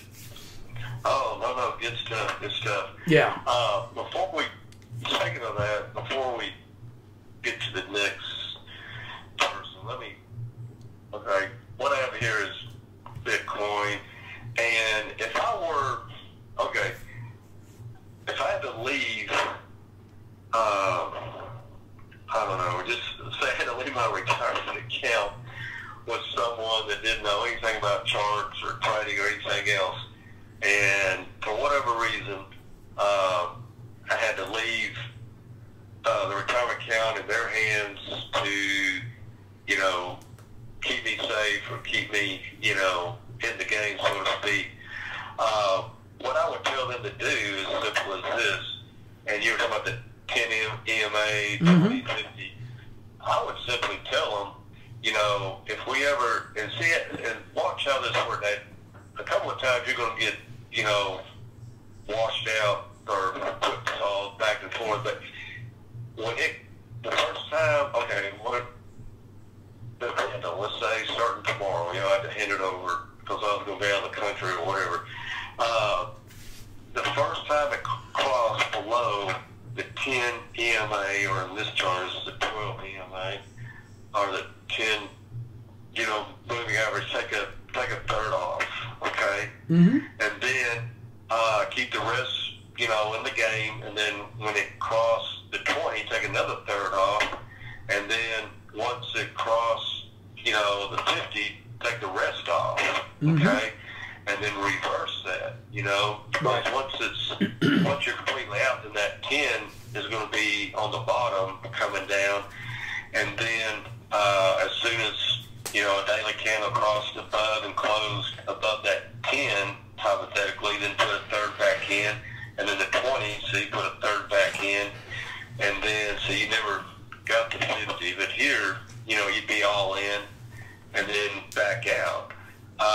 Now, yeah, there's some whipsaw and stuff, in and out in the volatile market, but for the most part, especially this downtrend, you would not have been exposed that much over an extended period of time, and if you had gotten in, back here, or even if you bought in, up here at the top, you wouldn't have lost near as much as if you just would have, sealed the file closed and never traded in and out, if that makes sense. Sure. Okay, you could have bought in right here, and by doing that theory, and now I'm just saying a third. You can do a quarter, a tenth, or whatever, you know. But a third out, you know, another third out, then completely out, then, you know, a third back in. You might even, you know, picked up, you know, a couple more coins or something, depending on, you know, which coin you're in. So that's another, you know, KISS, keep it simple, stupid type of method. Sure. Yeah, absolutely. You know, it's always the best method. Yeah. Yeah, because the daily on these cryptos, at least Central Time is 7 o'clock Central Time. It changed the next day. Right. So, you know, you could just, you know, come in, you know, after work, just look at it every couple of days and see where it is. But anyway, that's just, you know, something to think about. Yeah. Well, let's go ahead and let's go on to now. Hang on one sec. Hey, John, did that answer your question on ICX? I mean, let me do this real quick, Joe. I'm gonna move you over here just real quick. Let me. And then we need to know. Well, yeah. Then we need to know if it's short term, long term, or yeah. John, are you long term or short term?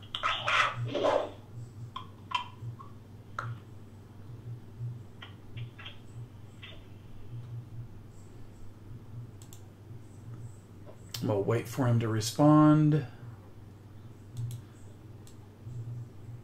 Okay, so he's long. Okay, so and here's what I'm going to do. This is a daily chart, and let me just run it. I think I didn't save it. That's why. I remember when we looked at this one. I thought it was getting close to a bounce point. Maybe it was the 61.8. Yeah, sure was. Okay, so John, I mean, this thing's probably going to chop around a little bit. Okay? And my guess is when I look at this 50 EMA in yellow, I just kind of follow it. Okay? And so when it's going up, obviously you're in a nice position. Now when it breaks it, that becomes resistance. So, I mean, I'm almost thinking that this could flatten out or slightly down and then retest back up here. There's a possibility you could come back down to the 78.6, which would be 32.13 or 32.14. That's the area you want to hold. I mean, you got this big, I mean, what I love about it is you got this big bullish engulfing candle right here. I mean, that is just, and I've seen it was the same thing on Bitcoin. A lot of those, when they made that most recent low, every one of them had a bullish engulfing. Like, no, we're not going lower. That's it. And so it made a nice little move up. And here it's just retracing a little bit. But is it going to make it to the 78.6? Maybe, maybe not. Before it finally, you know, hopefully for longs, takes that next move up. So we'll see. That's ICX. Let's see who we got next here, Joe. We got, let me look. Nano. So let me, do you have, Joe, I'm going to let you try to, pull up Nano real quick. If you got it. And I'm going to throw your chart over here. Yeah. All right. So give it 1 second and go ahead with Nano. Yeah, this looks like it's making all-time lows, actually. Maybe a little double bottom down here. I mean, as bad as that sounds, this might not be a bad spot for it to get a rally going. You know, just like right here, previous. Let me close that down. See how I just made those lows and then blew out the top. But man, as soon as you see these type of candles, you need a heads up. And then if that candle closes, you know, on that previous one, you probably need to be looking to get out. But anyway, it's made a good little retracement here. I'm not really. Let me see if there's any other. other. Well, it's all on Binance. Binance has one of the biggest, market volumes. Yes, they do. Market cap. So, I mean, this is probably going to be the best chart you're going to find on it. And this is not exactly good. I mean, I hear a lot about it. I'm not really familiar that much with the tech, but it's definitely got some sideways consolidation. It dropped down and more. Is that a bullish? Is that a bullish engulfing right there? I can't. Is that a green candle right there, Joe? Where I got my mouse. Is that a bullish engulfing right there? I can't see your mouse. Let's expand your chart out just a little bit. Zoom in just a little bit on it. You talking about this one? There we go. That's a bullish engulfing. That's what I thought you were talking about. Yeah, and all this is all this is inside. Absolutely, it is. Okay, so here's the deal, guys. On Nano, okay, you could take I mean, I say it. I mean, if you're risky enough to do it, not me, okay, but if you're willing to take the risk and play it from here, just have a stop loss, okay? And I'm going to preach that real quick. Stop loss, and I'll bang it into your head. Stop loss. Just make sure that you've got an area down below the market that if it breaks that, then you protect your money, okay? Not enough people, and I don't think anybody, or I'll just say this, I don't think most people take advantage of that. Within your trading platform, you have the ability to put stop losses. That is there for a reason. It's there to protect your money. Some people just buy it and they forget about it and they just say, okay, well, it's going to, go to the moon or whatever. But no, put a stop loss in, okay, and protect your money. Don't get wrecked. Anything at any time can go against you. From my experience, I'm just telling you that, okay? But if you were willing to take a chance, you could right here. Put your stop loss down below that wick of the red candle and give yourself, I mean, it's all about risk. Put what you're willing to lose, okay? Just assume that this could go against you. And so Papa's asking, what is the best way to do it? Papa, believe it or not, I do not. I mean, I've got an account at Binance. I don't have it funded. I'm going to soon, but I'm not familiar with their trading platform. Joe, do you have an account at Binance? Are you familiar with it? Yeah, I got an account at a lot of these places, but there's just a couple of them that I've actually used, to be honest with you. Well, basically what they'll do, and most of them are probably going to be the same, but you could go in, Papa, and you could, I think, like it is on Bittrex, you can do if my price hits this, then take me out. I mean, there's got to be a button that says stop limit. So look for stop limit. Yeah. That's what you're looking for. Stop loss, stop limit. Yeah, exactly. Yeah, Coinbase has that. I mean, I use that religiously, yeah. And I'm sure those others have it, but it's just maybe worded a little bit differently. Yeah, there's a limit and a stop limit. And like if you're trying to get out of it, like if you're in Nano now and you said, okay, then just, hypothetically, you said, okay, I'm going to stay in it unless it closes below this green candle right there. So you put a stop loss there. Now, stop limit would be, okay, that's a loss. There we go. He just posted in there. So they do have a stop limit, yes, and that's what you're after, Papa. Is you basically, when you do a stop limit, you put the price that you want the market to take you out at.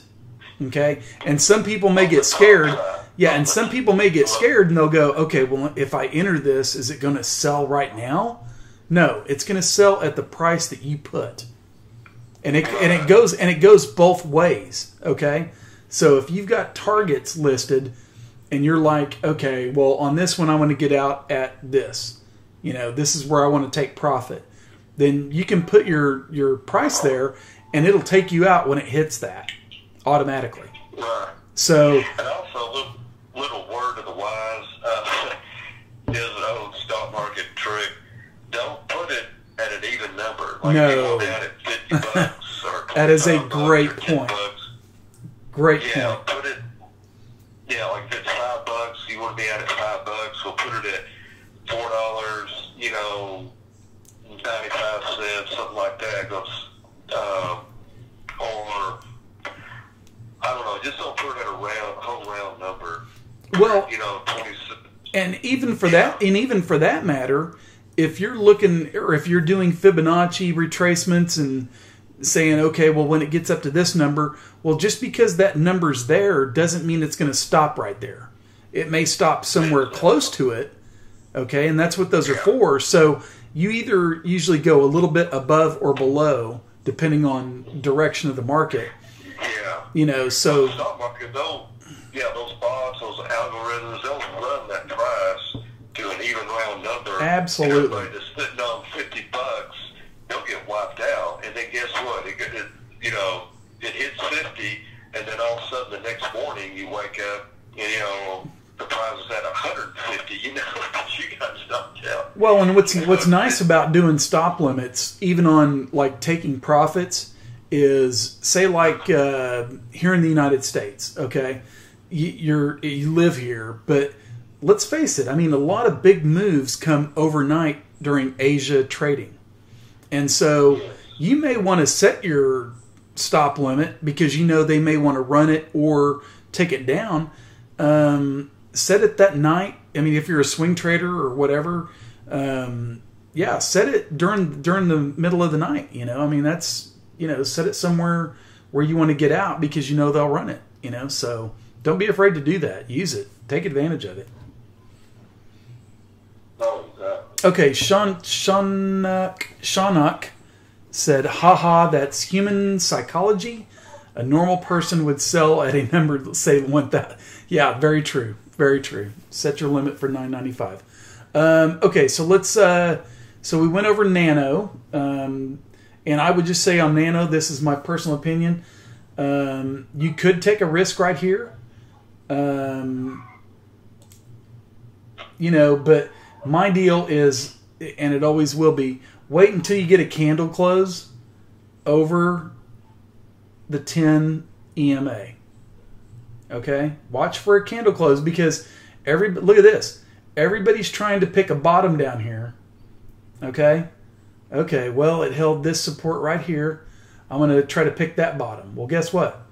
It went up and hit the 10 EMA and got reversed. They're out. They're gone. So if they risked everything right here off this double bottom, they're gone. They're out. Okay?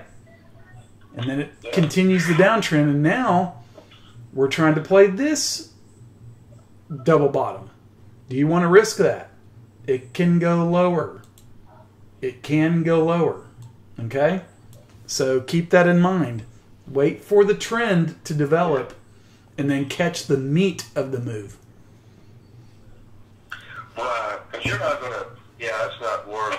No. In my opinion, gambling, right in here, I'd wait until it proved itself. I'd probably wait until I got over the 20, right up here, and then it's almost, nothing's guaranteed. I would say, at least 70, 80, maybe higher than that, 75, 80% chance of it running all the way to 50 from there. Sure, absolutely. And that's where it would hit resistance, I would think. I do want to do this just real quick, Joe. I'm going to borrow your chart, but because I'm curious, and I just want to see where it stopped because it's got to be. Let me look at this. I'm just going to draw a couple of fibs on here.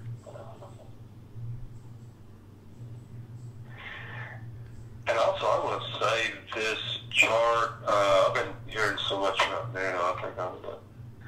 That's definitely a bottom fishing play Oh yeah. Little play. Yeah. See, it's down below the 127.2. Gotcha. Okay. It hasn't hit the one. I mean, it's broken a fib. Now let me look at this just real quick. So really, where I was saying maybe to get in there was, just by luck, it's just right above that. So that's pretty cool how that fib. I just want to look at this.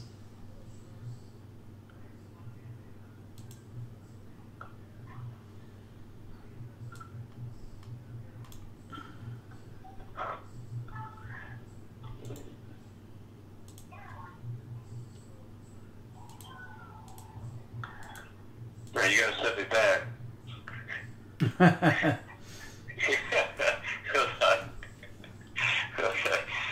Oh, I had all your... Yeah, well, you can always go back and put them in. Let's see. Let me just kind of clean it up a little bit.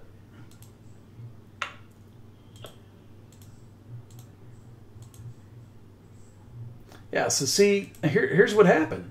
I mean, this is a perfect example. Look at this. It came down, broke the 127.2, which is a normal area to bounce from, right? And so right here, it tried. And then it failed. And then now what do we got? It's bumping up against it and it can't get through. So that's the question you have to ask yourself. Do I really want to try and risk it? Or do I want to wait until it hits next support at the 161.8? Okay? I'm just saying, guys, I mean, this is my thinking. Why do you want to try to risk your money? And for all I know, this thing could go to the moon, right? But I'm willing to take that risk. It could go to the moon without me. There's hundreds of other coins that I could play, but I'm not playing this one at this bottom right here. I'm not. Until I see a candle close above here and establish an uptrend and get past resistance, I'm not taking it. That's just me, and I'm sorry. I hope that doesn't come across rude, but it's just my thinking. I don't want to risk my money on something that could go lower. So anyway, that's what I got on that one. So let's go. That's Nano. So let's move on to Papa. Again, he wants to look at. Let's look at TRX, Tron. We looked at that one earlier. So let's take another look. And guys, I'm just telling you, and gals, ladies, I'm sorry if there's ladies in here. I'm here to save you money. Okay, I got 20 years experience, and I'm not into losing money. I don't want to lose money. I hate it. So if I can see a right setup or something like that, then yes, I'll do it. But you know, like I say, on that other one, it could go to the moon, and people will say, "Oh, well, he said it would go lower." Well, I didn't really say it could go lower. I said it might go lower, and I'm just not into risking money like that. If there's looks like a good opportunity that I know my setups are going to work, then that's the way I'm going to do it. Okay, sorry for the rant. Go ahead, Joe. Tron. Okay, yeah. Just 6 minutes back. Yeah, again, just this massive solidation. I don't know, it's like, lower highs. So you have a high here, a lower high. It's just kind of coming on down that. Kind of that blue, man, the way this chart is, how they have it charted when they convert it over to the dollar doesn't really. Yeah, it kind of had a bad print. Let me do this, Joe. Yeah, let me do this.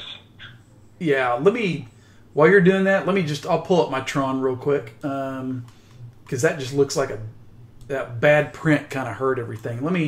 I'll pull up. I'll pull up. Right here is what he's talking about. Yeah, I'll pull up TRX on mine real quick. But right where it is, yeah, here we go. Okay, so I've got TRX. Sorry to interrupt, Joe. So we talked about this one earlier. Here's TRX. You got a lower high. Okay, lower high.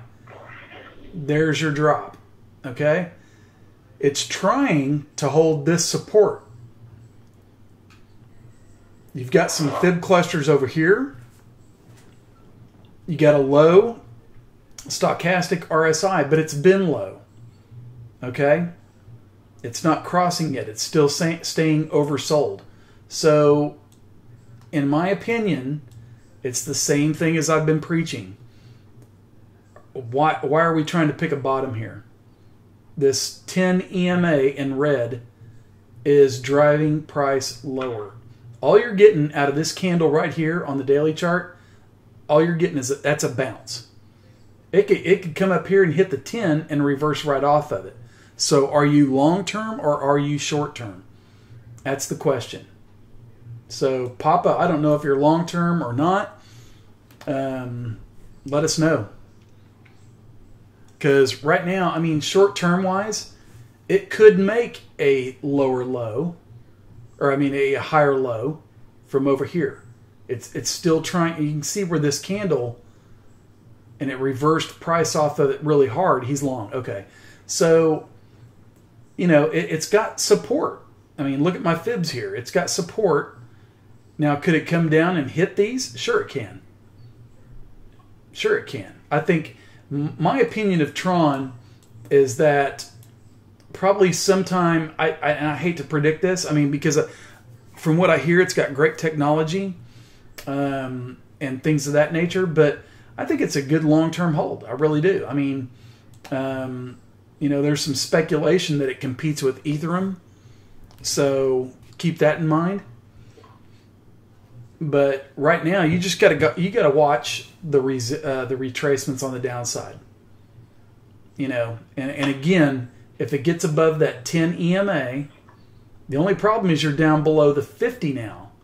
See, it crashed below the 50 when it was in this nice uptrend, and when it broke that support, now it came back and retested, and it failed, and now it's going down again. So this is no time to be a hero or try to pick bottoms. But if you're long term, then, you know, just kind of, you know, stick with it, I guess. I mean, I don't see any reason that it's going to just crash to the bottom. You know, it looks like it's just in retracement mode right now. All right, Joe, I got your chart back up. Oh, yeah, I was just looking at a couple while you were talking, and Bios, that one's the strongest kill in the block right now. See, I was, you know, we did this chart last time we went live, and, you know, it was, you know, a high, lower high, and then a lower high, and then we were seeing if it was going to break down. But see, it consolidated, and then on that news, it blew up, and then it's been holding over that, you know, 12 EMA or the 10 EMA, whichever one, you know, that, you know, that's looking has on their chart. And then, I mean, it's the, you know, greenest candle in the group right now. If you look over here at a lot of all these coins, yeah, it's up 4% already. And then we had a couple of these other, you know, certain coins, you know, getting ready to make a, you know, pop here right above this resistance line, because all this was support, and once it broke it, it now becomes resistance. But as soon as this one gets up there, and matter of fact, you could have got in, and this could be a comparison to Tron. You know, it's all down here below all the moving averages, and it got above the, you know, 12 EMA to 10, then it got above the 20. Could have taken a little, you know, a little bite right here, and then just hold it until it gets over all this resistance here. And once it gets up here, hopefully that 50 will be down here low enough you could maybe, you know, trade above it, and then it's, you know, then it's going to run for a minute. Now look at that. That is, is that one of those marijuana stocks, pot? Is that what you got up there? You got pot? Okay. Yeah, and look at that. Look at that. That's a perfect example, guys. And look at this. It got that candle close above, and it has not. It got a candle close below it. Look at this. It's going to get a wick, And that's why you got to keep candlesticks. Here's the thing, guys. Intraday, people are going to panic. People are going to sell. They're going to take profits. It's the close of that candle. So don't assume that it's going to close red. It could totally reverse intraday and close green. But what you're looking at on a daily chart is you're looking for something to close above a moving average. Okay? So that's a perfect example right there. That thing right there, that's just, that's a perfect example. Yeah, and that's, okay, right here, EOS is blowing up right now. I think it'll carry the market. This is a 10-minute chart. Each candle is 10 minutes. And the reason why I put it over here is that even when I'm trading these, just hypothetically, day trading or whatever. Hey, Joe, I'm sorry to interrupt. Hang on one second real quick. Pull up Bitcoin, because we got somebody asking about Bitcoin. And I'm sure if we go look at it, somebody said that it's pumping. So go look at it. It is. Yeah, there we go. Yeah, there we go. Okay. So we've got a possible move here. Yeah, you need to tweet that out. We might be, Yeah, here we go. I'm thinking, I don't know if there's some news on EOS or what, but that EOS is leading right now, and everybody else is maybe, because everybody's green. See all this green now? Oh, yeah, Earlier, yeah. It was all red. Yeah. So Yeah. Here's one thing I want to do real quick. Well, keep that chart right there where you got it, okay? And we're gonna put up a potential area for people if they're day trading. Okay, but I'm gonna Let me get on the. just leave it. Yeah, leave it right there, Joe. That's perfect. Yeah, Okay. perfect. So let me do this. Let me go out and do I'm going to do a trend-based fib. Here we go. I'm going to do an extension. So if this move right here that we might be having is going to equal this one, then I'm going to do this. We're going back to the 777 then. Oh, what the heck happened there? That's weird. Hang on, Joe. Hang on. I'm going to get that out of there. You're good. Yeah. Let me go over to my chart real quick. Hang on. Okay. I'll show you how. Let me pull up. How Here I we do go. it. Let me get to Bitcoin real quick. Let me pull up my daily chart. Or actually, I'll just go to a 4-hour. There we go. Let's just take a look. See, Okay. Look at that. Okay. It's 777. It's Okay. 7786. Yeah. So here's what we got. Okay, and look at this. So, and I think I pointed this out on my Twitter post. It had this bullish engulfing off of the 78.6 retracement. That is massive bullish right there. That is like somebody saying, no, I'm not going lower. And here we go. So we got this move. Now let me do on mine. I just want to see where this might equal out to. Yeah, it may not work out real well. And it's probably not going to be very much. Oops, hang on. Let me do this. Clicked on the wrong one. There we go. Yeah, there we go.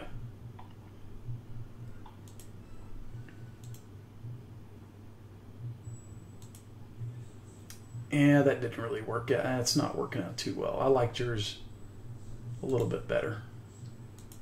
Okay, so What I do, it's not technically correct, but I just take that fib and then throw it up. yep, there you go. Yeah, so when you were talking, I was eyeballing at 7777, and it comes out, around, 778 something. So, let me get that in the daily. We come up here with 7,800. That was that'd get us over, that'd get us over everything. The only thing I have to worry about is the 50. We'll worry about that later. But see the high here. Yeah, look at that. The high there was 7777. The how, I think somebody told me that was like a 1 in 10,000 chance that it would hit all sevens with a double zero. Then if you had the 00, 1 in 10 chance of hitting those four numbers, and then it jumped up to 100. To 100,000, 100,000 for the two zeros to come out. But anyway, that was just kind of a crazy deal. I don't know how much of it is random and how much of it is algos, pulling it up here. But you were right. You've been calling that all week about something major got to happen or will happen or whatever this weekend. It looks like we might be on to something. Yeah, I mean, let's just we'll see what happens. I mean, it's not.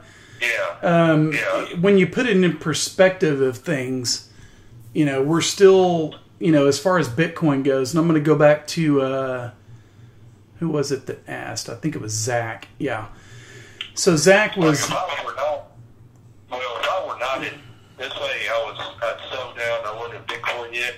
Where I would get in at would be, I'd probably wait for a close. See, it jumped up, and that's what Jared was about. Wait for the candle to play out, because it broke up over it, and some people see that and go, oh, it's time to get in. They jumped the gun, and then it came back and closed under it, and then you never closed over it again. Right. And then you fell.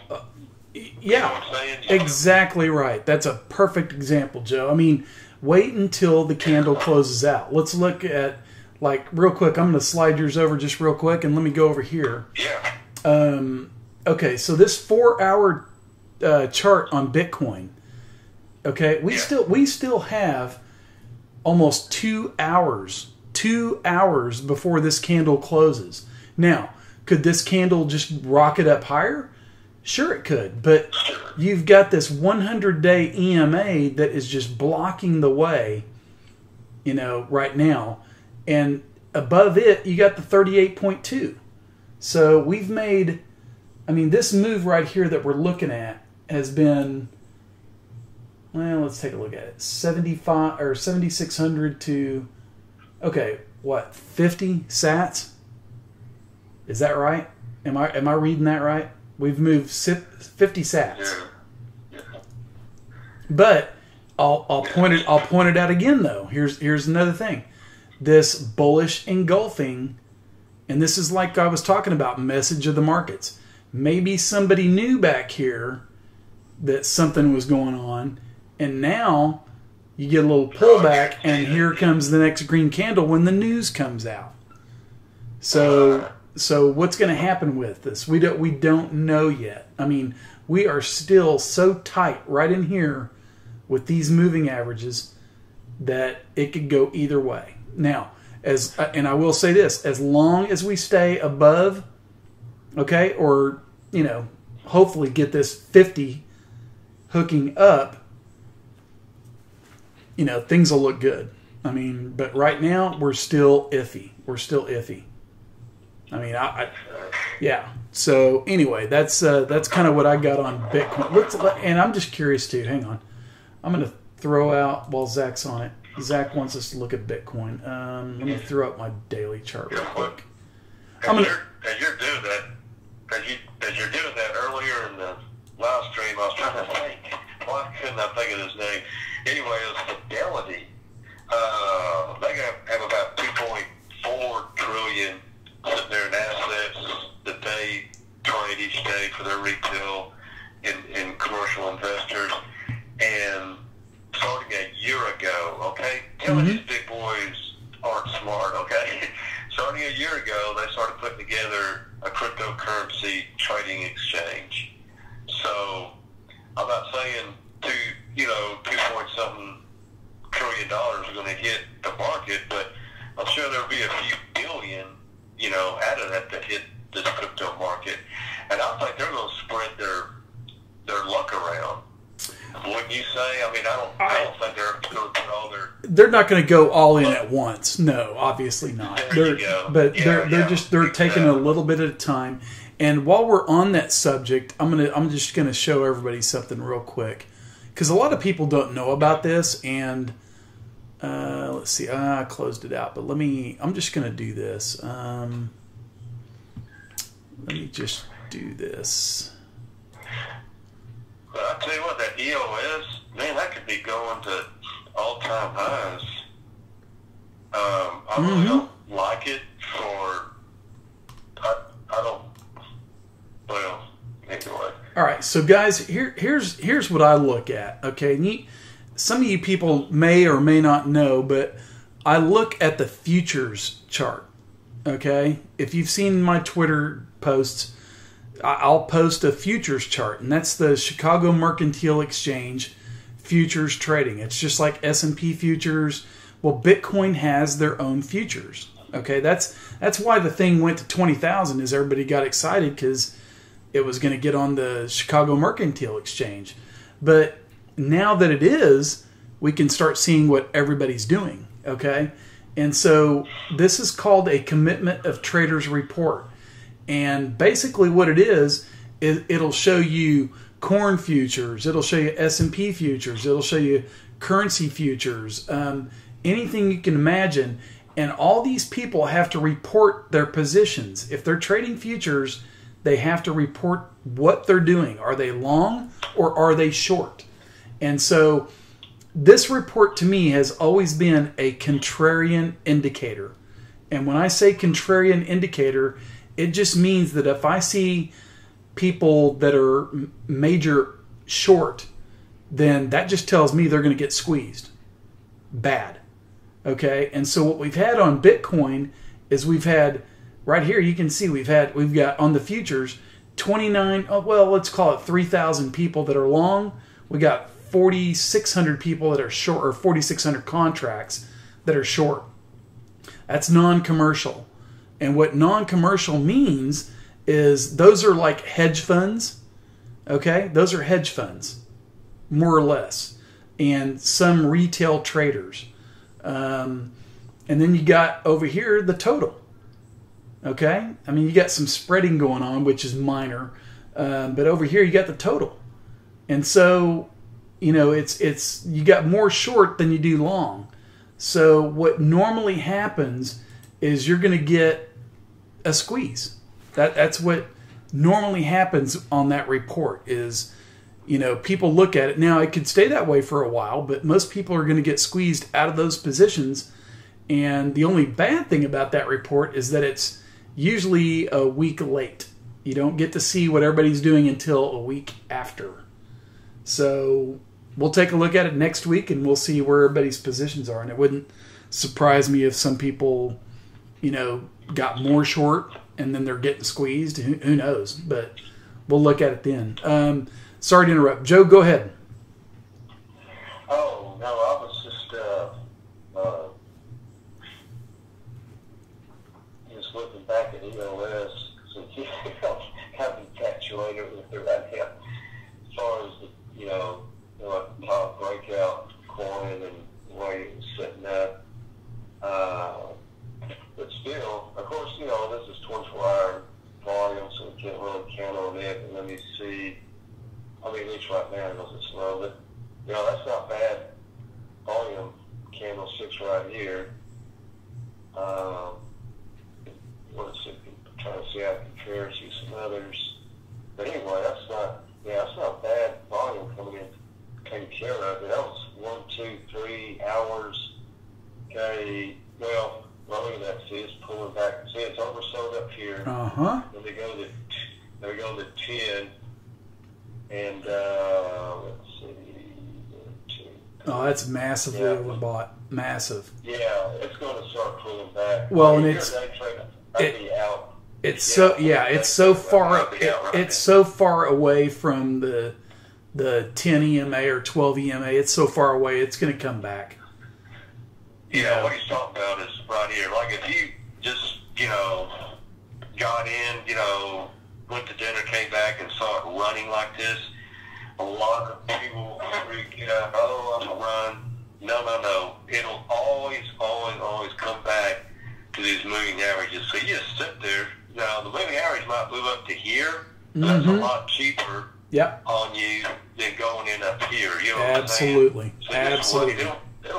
It might take an hour or two or whatever, but if you wait, it'll come back to, I promise. Okay.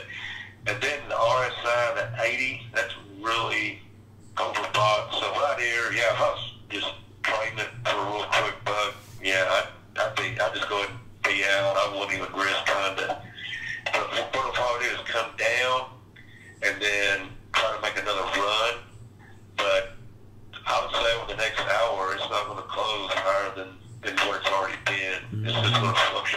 here until this.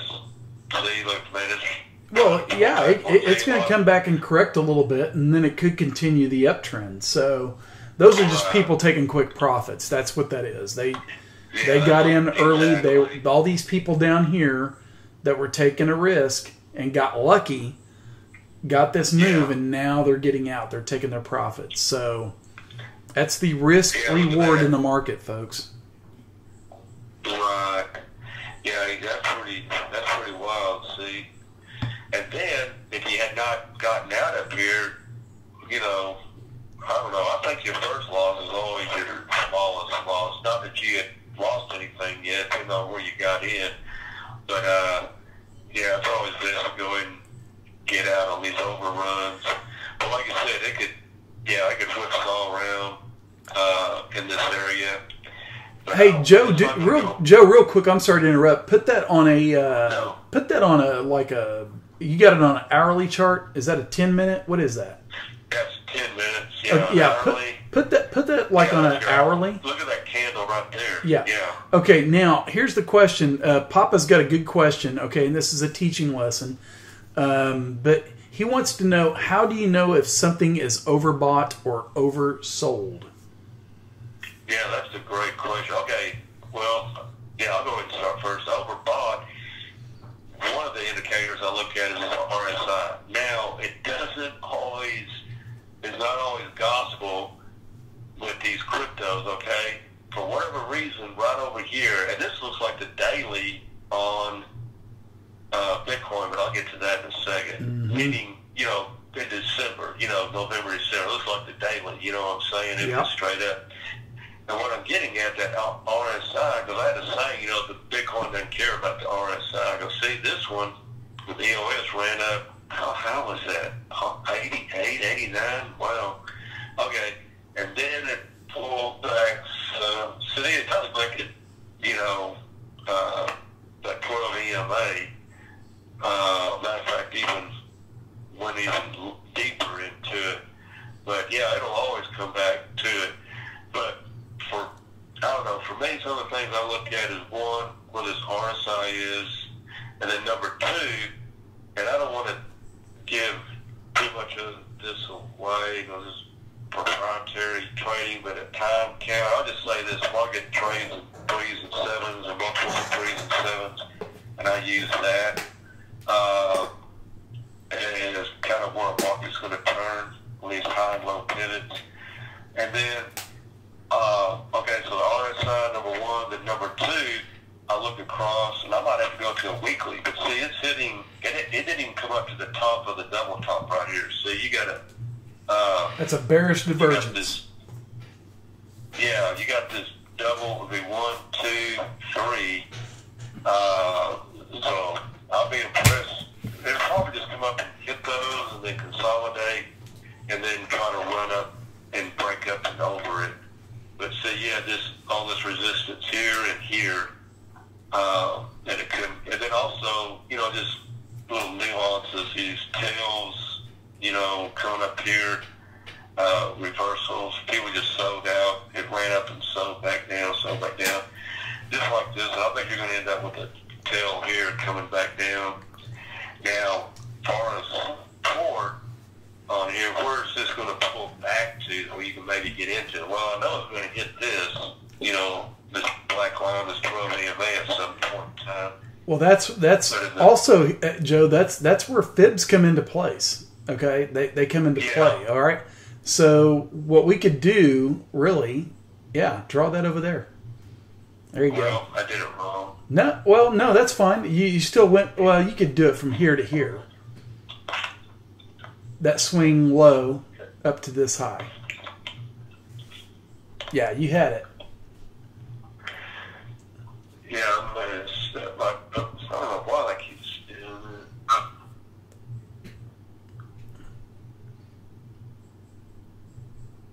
Yeah, no, I didn't mean to do that. Well, I meant to do it the opposite way. Hold on.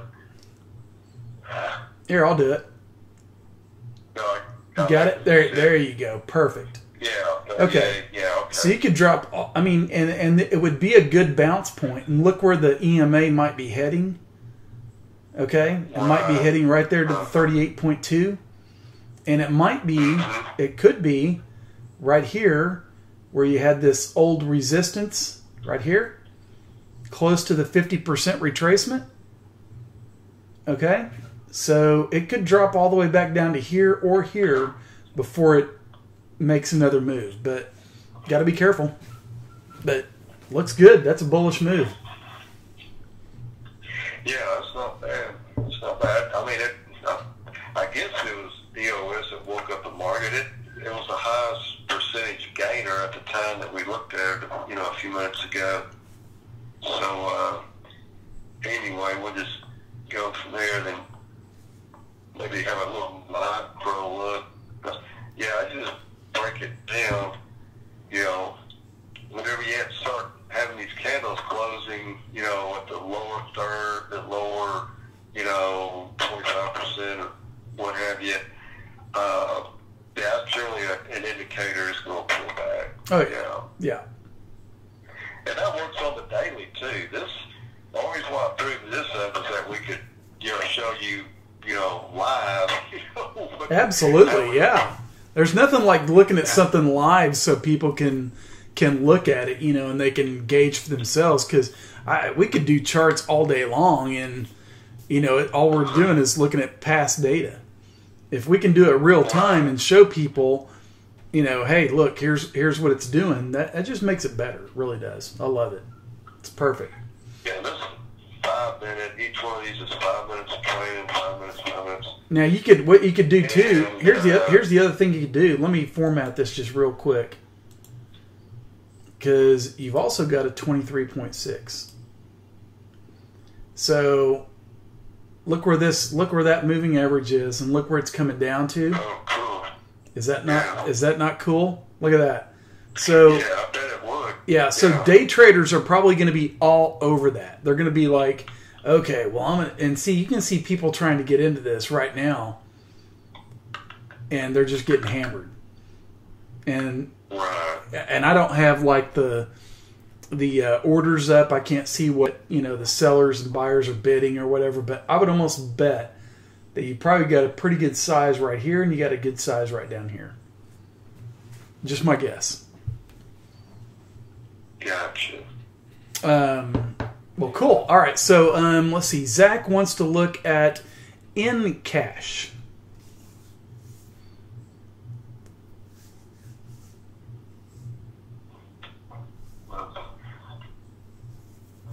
Is that board in?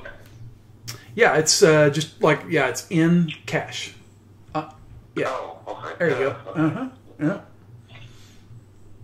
Cool. Okay, I'll just do the Bitcoin. Okay, make sure on the daily. Okay, see, you're coming back. Man, this is not bad. I kind of like these that blow up, and now they're coming back to the original breakout. Yeah.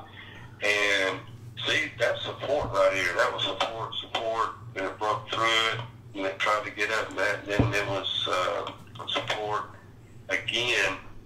So, and then see, what is that right there? Look at that candle.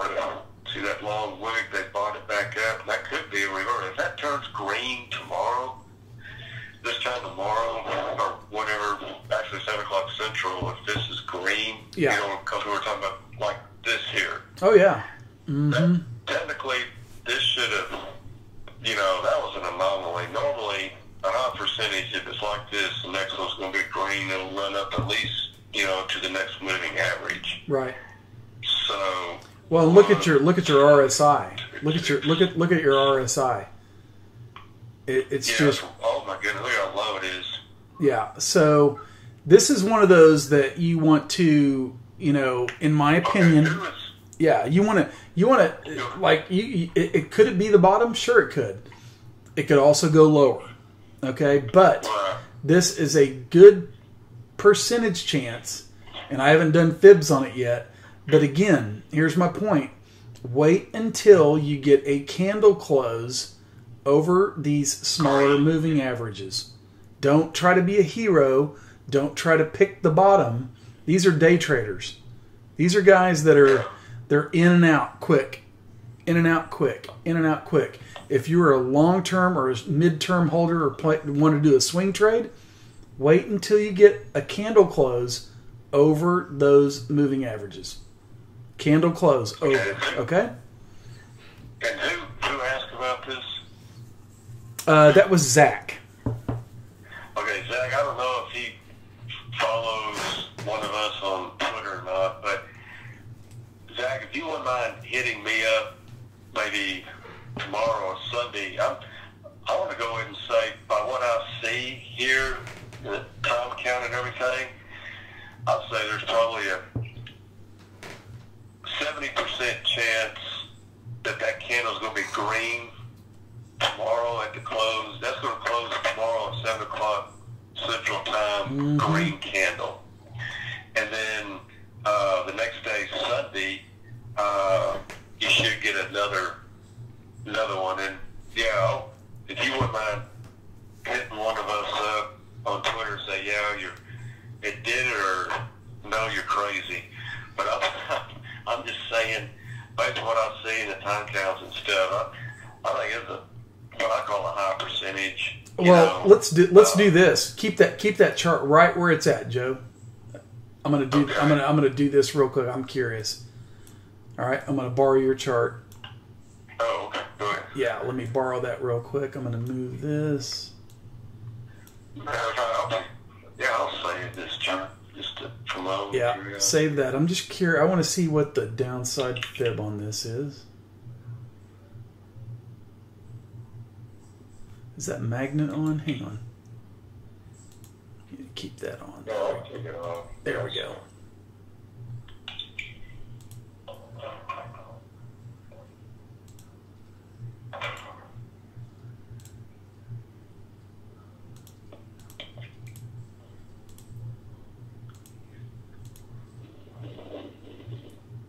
Yeah, so it broke through the 1272.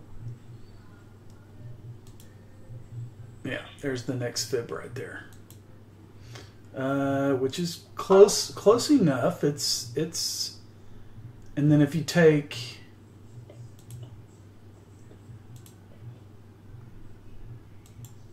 oops, hang on.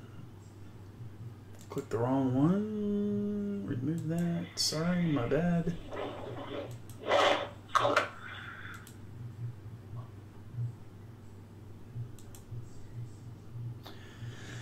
Okay.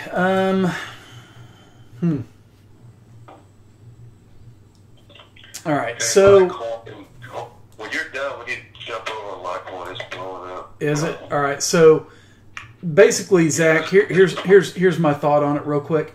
I mean, Joe's right. There's a good chance that this could close green, and if it does, it's getting inside that red candle. But again, if you're wanting to trade this and wanting to get in, wait until you get a candle close over this. Otherwise, it's looking like this over here. Could you get a move like this? Sure you could. But it comes back up and it hits that moving average and then it gets reversed. Right? So, again, play the percentages and wait until you can get these smaller moving averages turning up. This is a bearish chart. Okay? Bearish chart. And I'm not trying to hurt anybody's feelings out there that are, you guys that are wanting to get into it or looking at it, but that is a bearish chart. And it's going to stay bearish until it gets above these moving averages. So, again, don't be a hero. Just play it safe and wait until the opportunity comes. Okay? So, Joe, go ahead and take a look at Litecoin. Oh, yeah. I just was checking this out. Let me see. I'll tell you that. I don't know if all this head fake or what, but see, it's coming up to the top of that wedge. Maybe we can get a blow through on that. Wow, that looks good. That looks pretty interesting right there. Yeah, so I might need to be looking to get back in. I'll tell you what, if it gets a close over that 122, that'll be my magic number.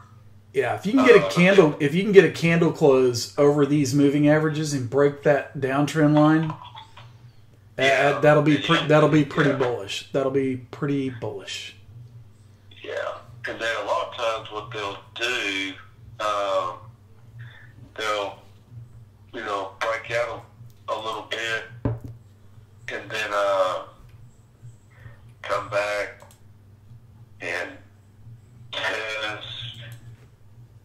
Then something like that. Like, break out, hit fake, people will sell out on them, and they'll come back, test it, and then actually it's more like that. I mean, it's gone. So we'll see. I might just leave that there. See. I wonder if my feeling just kept on going. Mm-hmm. But somewhere, and the reason why I said that 122 is you got all kinds of vibration trading on that 122 line all over the place. And then especially right in here, they see it blew up above it, but like you were saying, it came back, floated under it pretty much, came down. But that's what I was saying earlier in the night, even though we're kind of in a downtrend away on this wedge, it's still uptrend, unless it passes some breaks through and comes out there past 117, and then we're in another world altogether. But for right now, tonight, it's not bad at all. It's not bad at all. No, not bad. Running going. We'll see. We're real close to something happening, and I've been preaching it. Everything's getting tighter and tighter and tighter, and something's got to give. We'll see which way it goes. Let's just hope it's not like a false breakout to the upside and then rips us down lower. But let's hope it's a bullish move, because I am so sick and tired of. I hate bear markets. I can't stand them. I mean, they're usually short-lived. They only last maybe a year at the most, but I still hate them. I hate them. Yeah. Can't stand them. And I'm not patting ourselves on the back or anything, but there was a million guys with charts and everything else up November, December, it really got heavy towards the end of last year and through the first this year. Then as this year has continued out, you and I know just a handful of other guys are last of the Mohicans. Oh, I know, right? Out here, because anybody can, in a bull market, anybody can look good and call the charts and everything, because everything's going up. I mean, you don't have to really know much, but yeah, it's a lot tougher. And I don't love, but I don't really mind this time of market, because it makes you accountable, and it makes you, get your game a lot tighter, because if you don't, you're not going to be in the game very much longer. Well, you're not. And I'm just going to point out something just real quick, okay? And I'm all about teaching, and I'm all about helping people, and, that's my main motivation, okay? I don't pump anything. I don't, hey, go buy this or buy that and blah, blah, blah. I'll point out if I've got something that I'm long-term, but I'm not going to sit there and pump something and say it's going to the moon. I mean, if I'm long-term, I'm long-term. If I swing trade it, I'll post it, But I'm not one of those that's going to say, I want to save people money. I've been in this 20-plus years, guys, and I've seen a lot of people get wrecked. I've seen a lot of people lose their accounts, and they're out of the game. That's what it is. It's a harsh reality, but 90% of people lose their money. Because why? Because they go onto social media and they look at people pumping stuff. Oh, it's going to the moon. It's going here. It's, hey, blah, blah, blah, blah, blah. And then they just blindly throw their money at it without learning the technicals and why things do what they do. So that's what me and Joe are all about. We want to help you guys try to save money, because we want you in the game. We don't want you out of this game. And if you can stay in it, then you're going to be very profitable. But I'm not pumping us or anything like that, but I think we've kind of proven what we can do, and hopefully you guys will, stick with us, and we'll see if we can. Who knows? Maybe we'll all meet in Vegas one day. Yeah.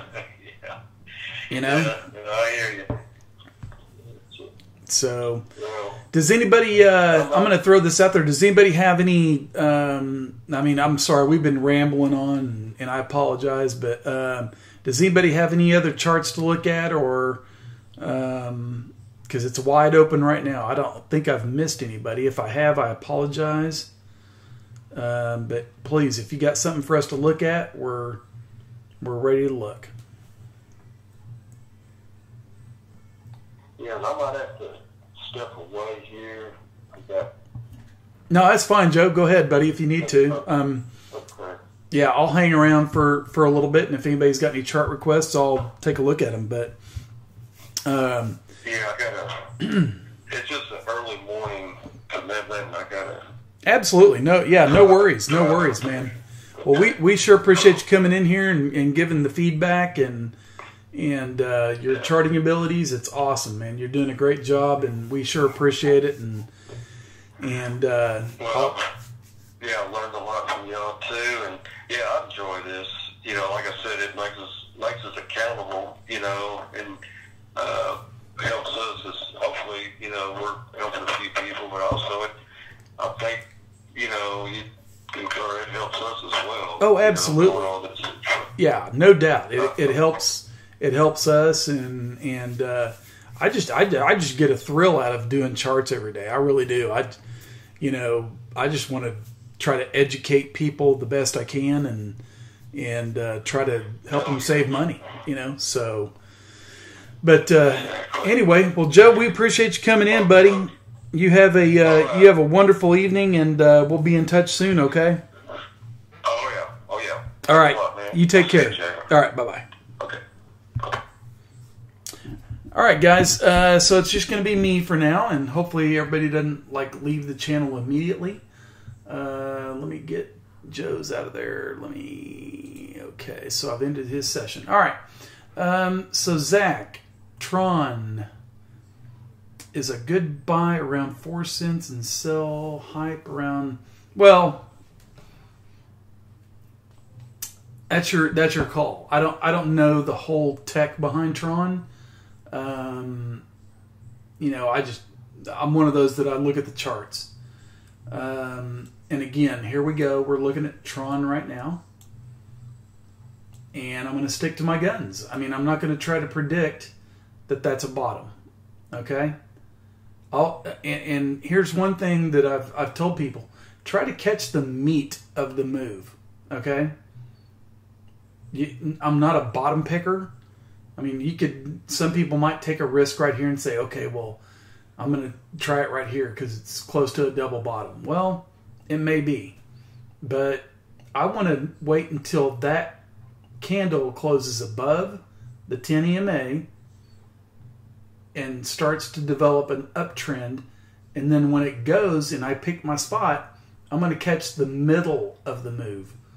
I'm not going to try to catch the end of it or the bottom of it. I want to catch the middle. Okay? I don't think it does. P-chain or P-chain? Yeah, I don't think it has a chart.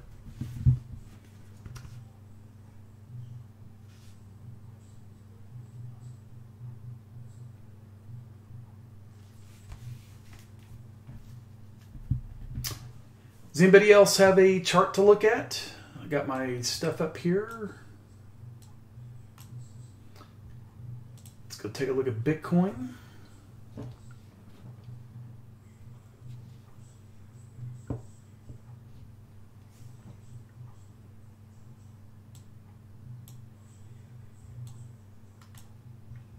Still no candle close below the 10 EMA, guys.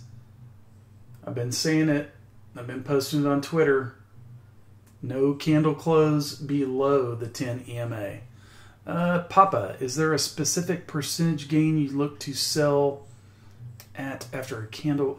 Okay, so basically what I do, Papa, is I will, let's say I get into something, okay? The way I do it, okay, is I want to get in, and I do not ever go all in with anything. Don't ever throw all your money at something, okay? That's my opinion. Don't throw all your money at something. Go in with what you're willing to lose, okay? And that's what this is. You're basically risking money. Go in with what you're willing to lose, and then put a stop loss in to make sure and protect yourself in case it dumps on you. But what you'll want to do is when you get in and it gets up, and let's just say I don't know what you're wanting to do, but normally you'd want to take like 10%, right?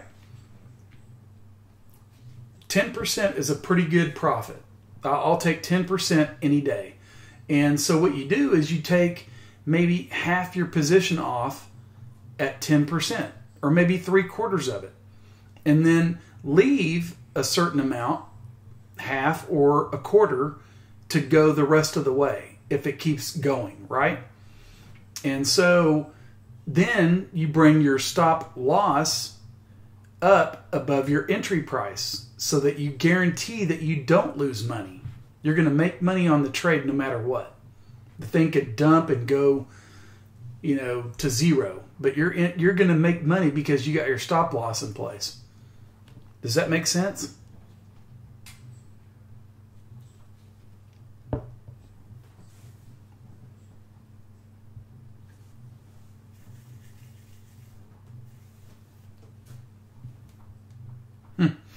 Shanak, yeah, it's interesting.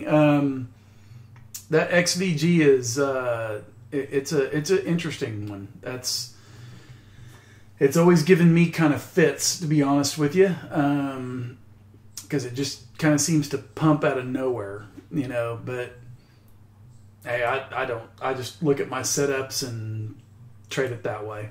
I'm not gonna fall for a 20% move or a 10% move if it, goes out of nowhere. I mean, it's going to go without me.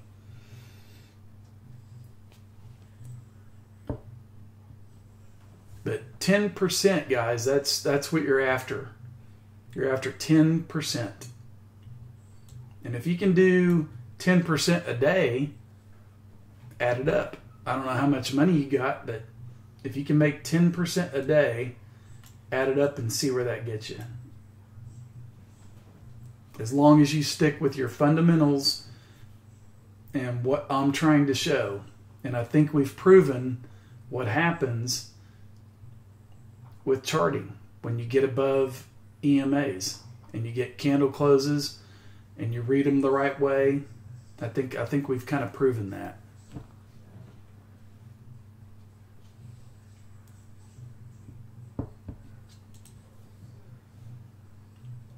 Any other chart requests?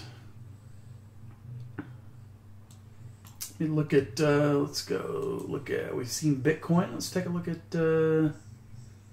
let's look at 4 hour on Bitcoin. Actually, I need to do this. Sorry. I've got a separate chart for 4 hour. Does anybody out there follow me on Twitter and see what I talk about on gaps? Does anybody have any questions about that?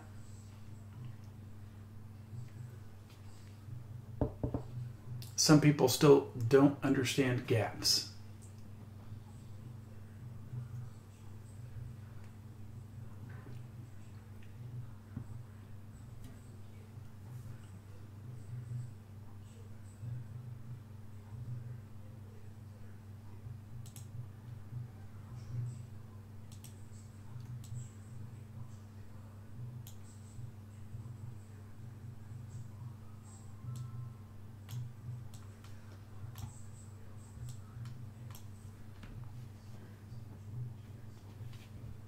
All right, so basically what I've got right here, oh, you want a lesson? Okay, so Papa, are you following me on Twitter?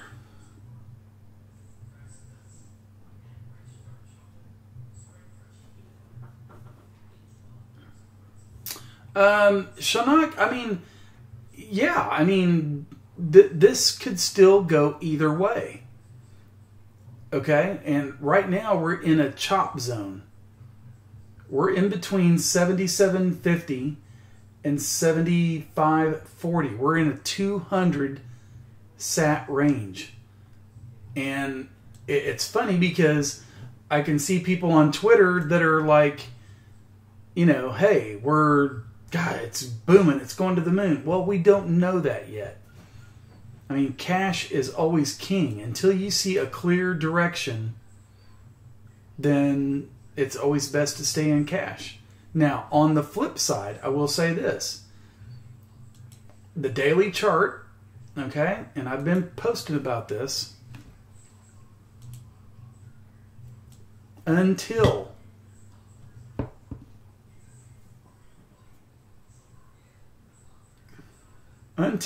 we get a candle close below this 10 EMA in red, okay? And you can see what happens when you get a candle close below it. Boom, down to the downside, right there. So we're still bullish short term, okay? Right? And I'll just kind of expand this out so you can see it better. And I've been posting about this. This could go one of two different ways. Okay? You've got a bear flag. We've had this big, long down trend right here, down move. And now we're getting a corrective move up. Okay? That's a bear flag pattern.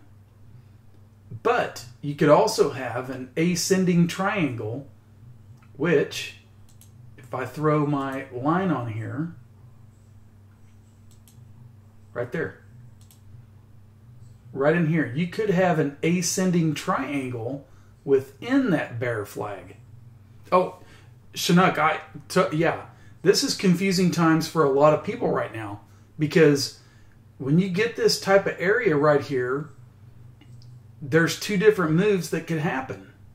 You could go up, right? And you could go down. But the play, to me, is to stay long until, on the daily chart, until you get a candle close below the 10 EMA. Right there. You can see these long wicks that come out of it, but then it bounces right back up and candle closes above it. Okay? So what we're wanting is we want to get past this area right here. Right there where I'm circling my mouse. Get past that, and then we can start to try to get out of this mess that we're in. But right now, people are just, it's consolidating. People are placing their bets, and that's confusion right there. All that is, like everybody else, okay? So don't feel bad. We're all confused. Is it going up? Is it going down?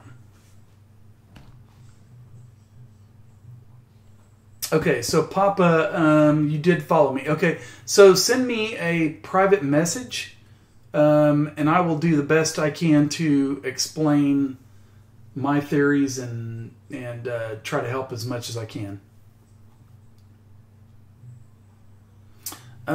Zach, you want to look at track? Let me take a look. Is it on Binance?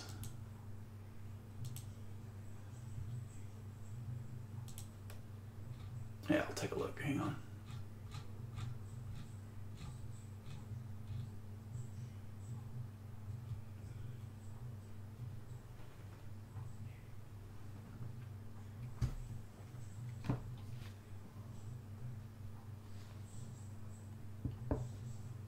Hey, Shanak, I'm sorry if I confused you. Trust me, everybody's a little bit confused right now. Everybody is kind of in wait and see mode, and there's nothing wrong with that. It happens all the time. KuCoin. All right, let's go down and take a look at it. KuCoin. There it is. Okay, interesting. Let's see. So it just broke below the 50 EMA. Let's see. That's That's interesting. Let me do some fibs on it real quick.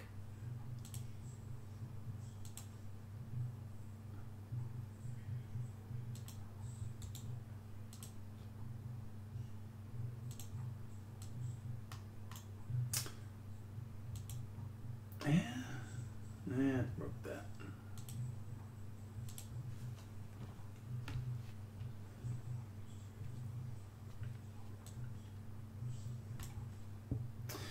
Oh boy, Zach. Wish I had some better news for you. Let me see if something else changed here.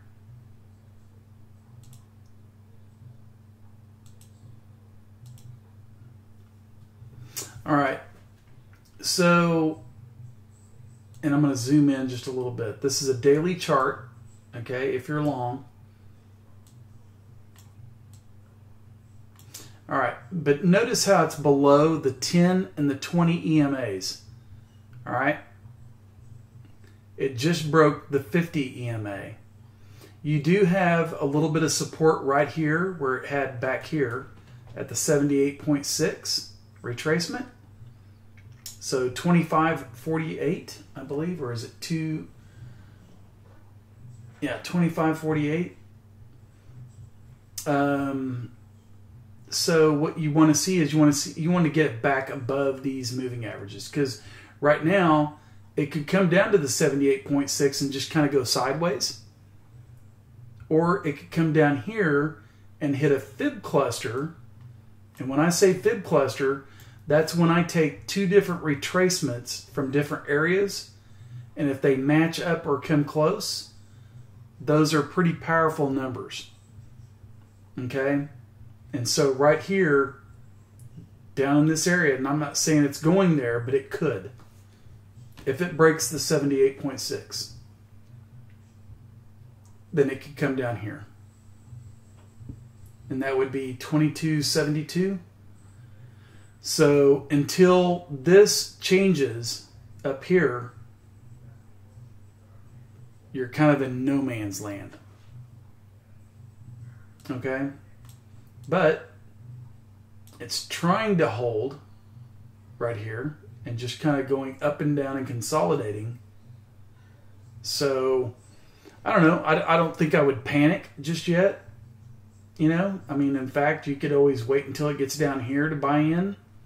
Stochastic RSI is it's just kind of holding this area. It could still go down. It's hooking like it wants to go down. So is this your area? Possibly. Just throwing it out there.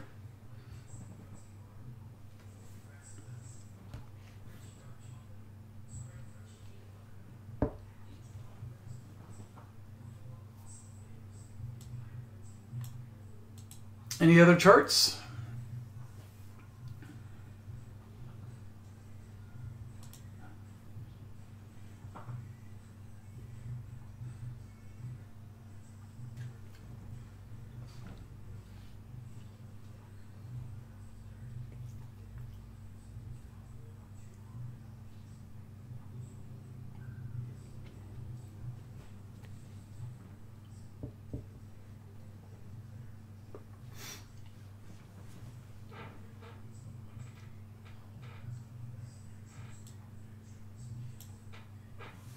All right, guys, I'm gonna give it a 1, 2, 3 here and see if anybody has anything else. And I'm gonna sign off for a little bit. Any other questions?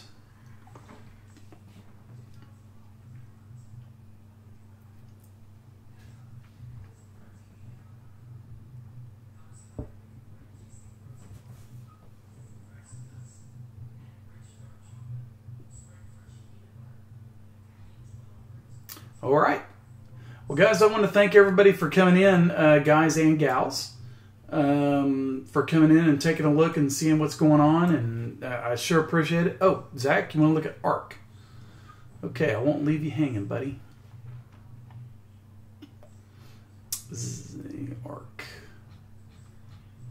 Let's see if it's on. Is that another one on KuCoin? Nope, there it is. ARK. Got it.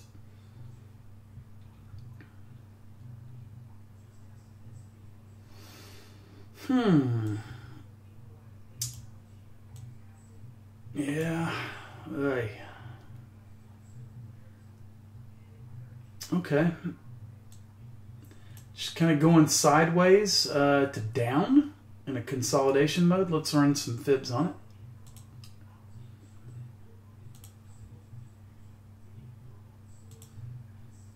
No.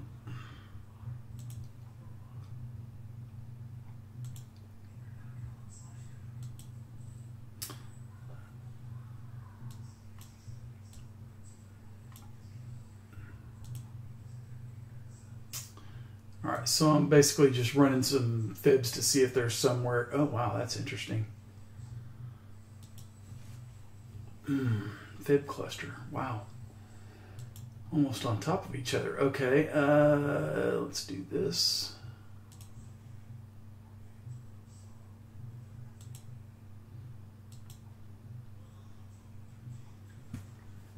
All right, so now that I've got that out of the way, boy, I don't know.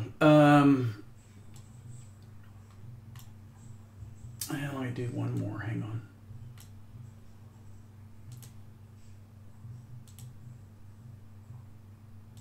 Wow.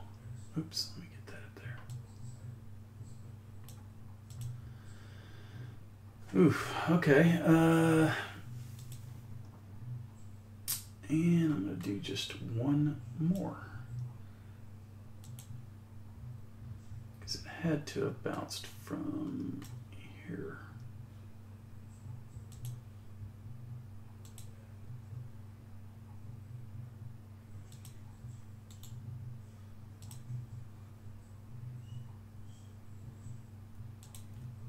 Wow.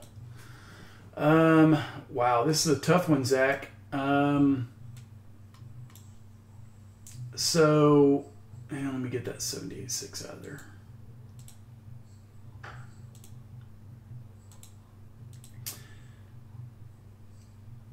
That right there is a triple fib cluster. Right there. That's a triple, what I call a trifecta, where three different fib retracements all meet each other. And you can see it broke it there. But I can't find, I mean, other than probably right here. That area. That's probably where people were trying to get in above this support zone. And then it's trying to hold it. Okay?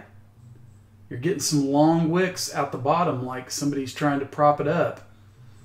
And then you got the bullish engulfing right over here. But then you got a bearish engulfing over here. So this one, this is like bears and bulls just kind of fighting each other right now. The only problem is that you got your moving averages against you. Okay? The 10, the 20, the 50, and the 100 are all hooking down. So again, not to try to beat a horse to death, but until you get a candle close over this, then it's not worth a risk, right? So that's one thing I would watch. I mean, it could come all the way down here to the 127.2, which might be a better buying opportunity, because if this fails, they're going to flush it down to here. And possibly even down to here. Because I got a fib cluster down here. That's a double fib cluster right there. So that area, 27,275, right there. Okay. But stochastic RSI is just kind of going down, you know, right with price. It's kind of going down. It's not really, it's not like a major sell-off or anything, but it's one to watch. You know, again, stick with your fundamentals and see if it can get a candle close up here above the 10. Hope that helps. Anything else?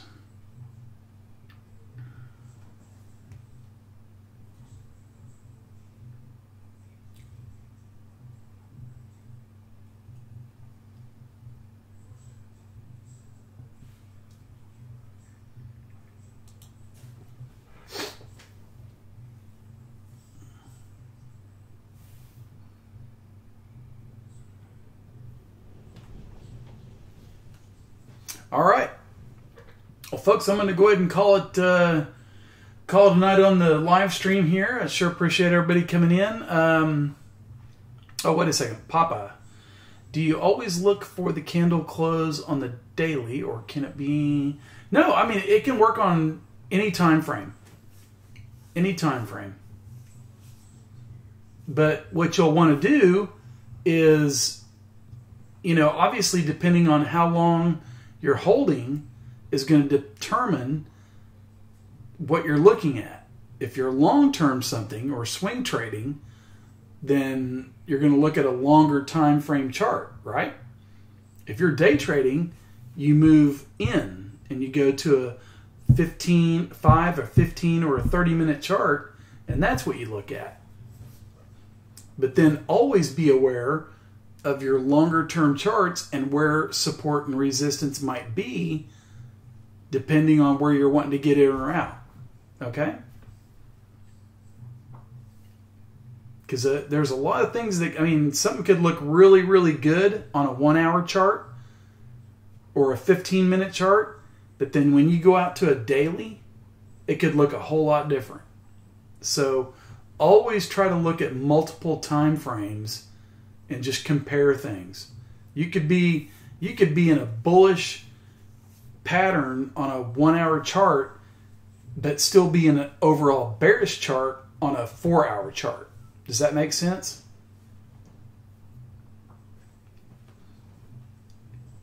Just depends on your trading style. I mean, if you're day trading, then yeah, you're gonna look at a lower time frame chart.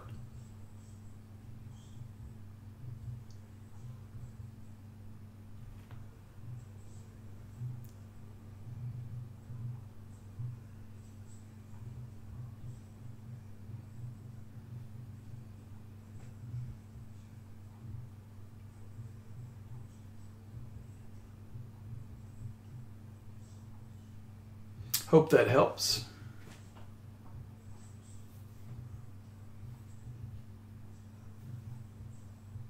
All right, perfect. Okay, guys, I'm going to go ahead and get ready for some dinner here. But I sure appreciate you guys coming in. And please, if you liked everything, please hit the like button or subscribe. I've got somebody that's going to be doing some work on my YouTube channel, and it's going to get a little bit quicker. It's going to look a lot better. I'm excited about it. So anyway, appreciate y'all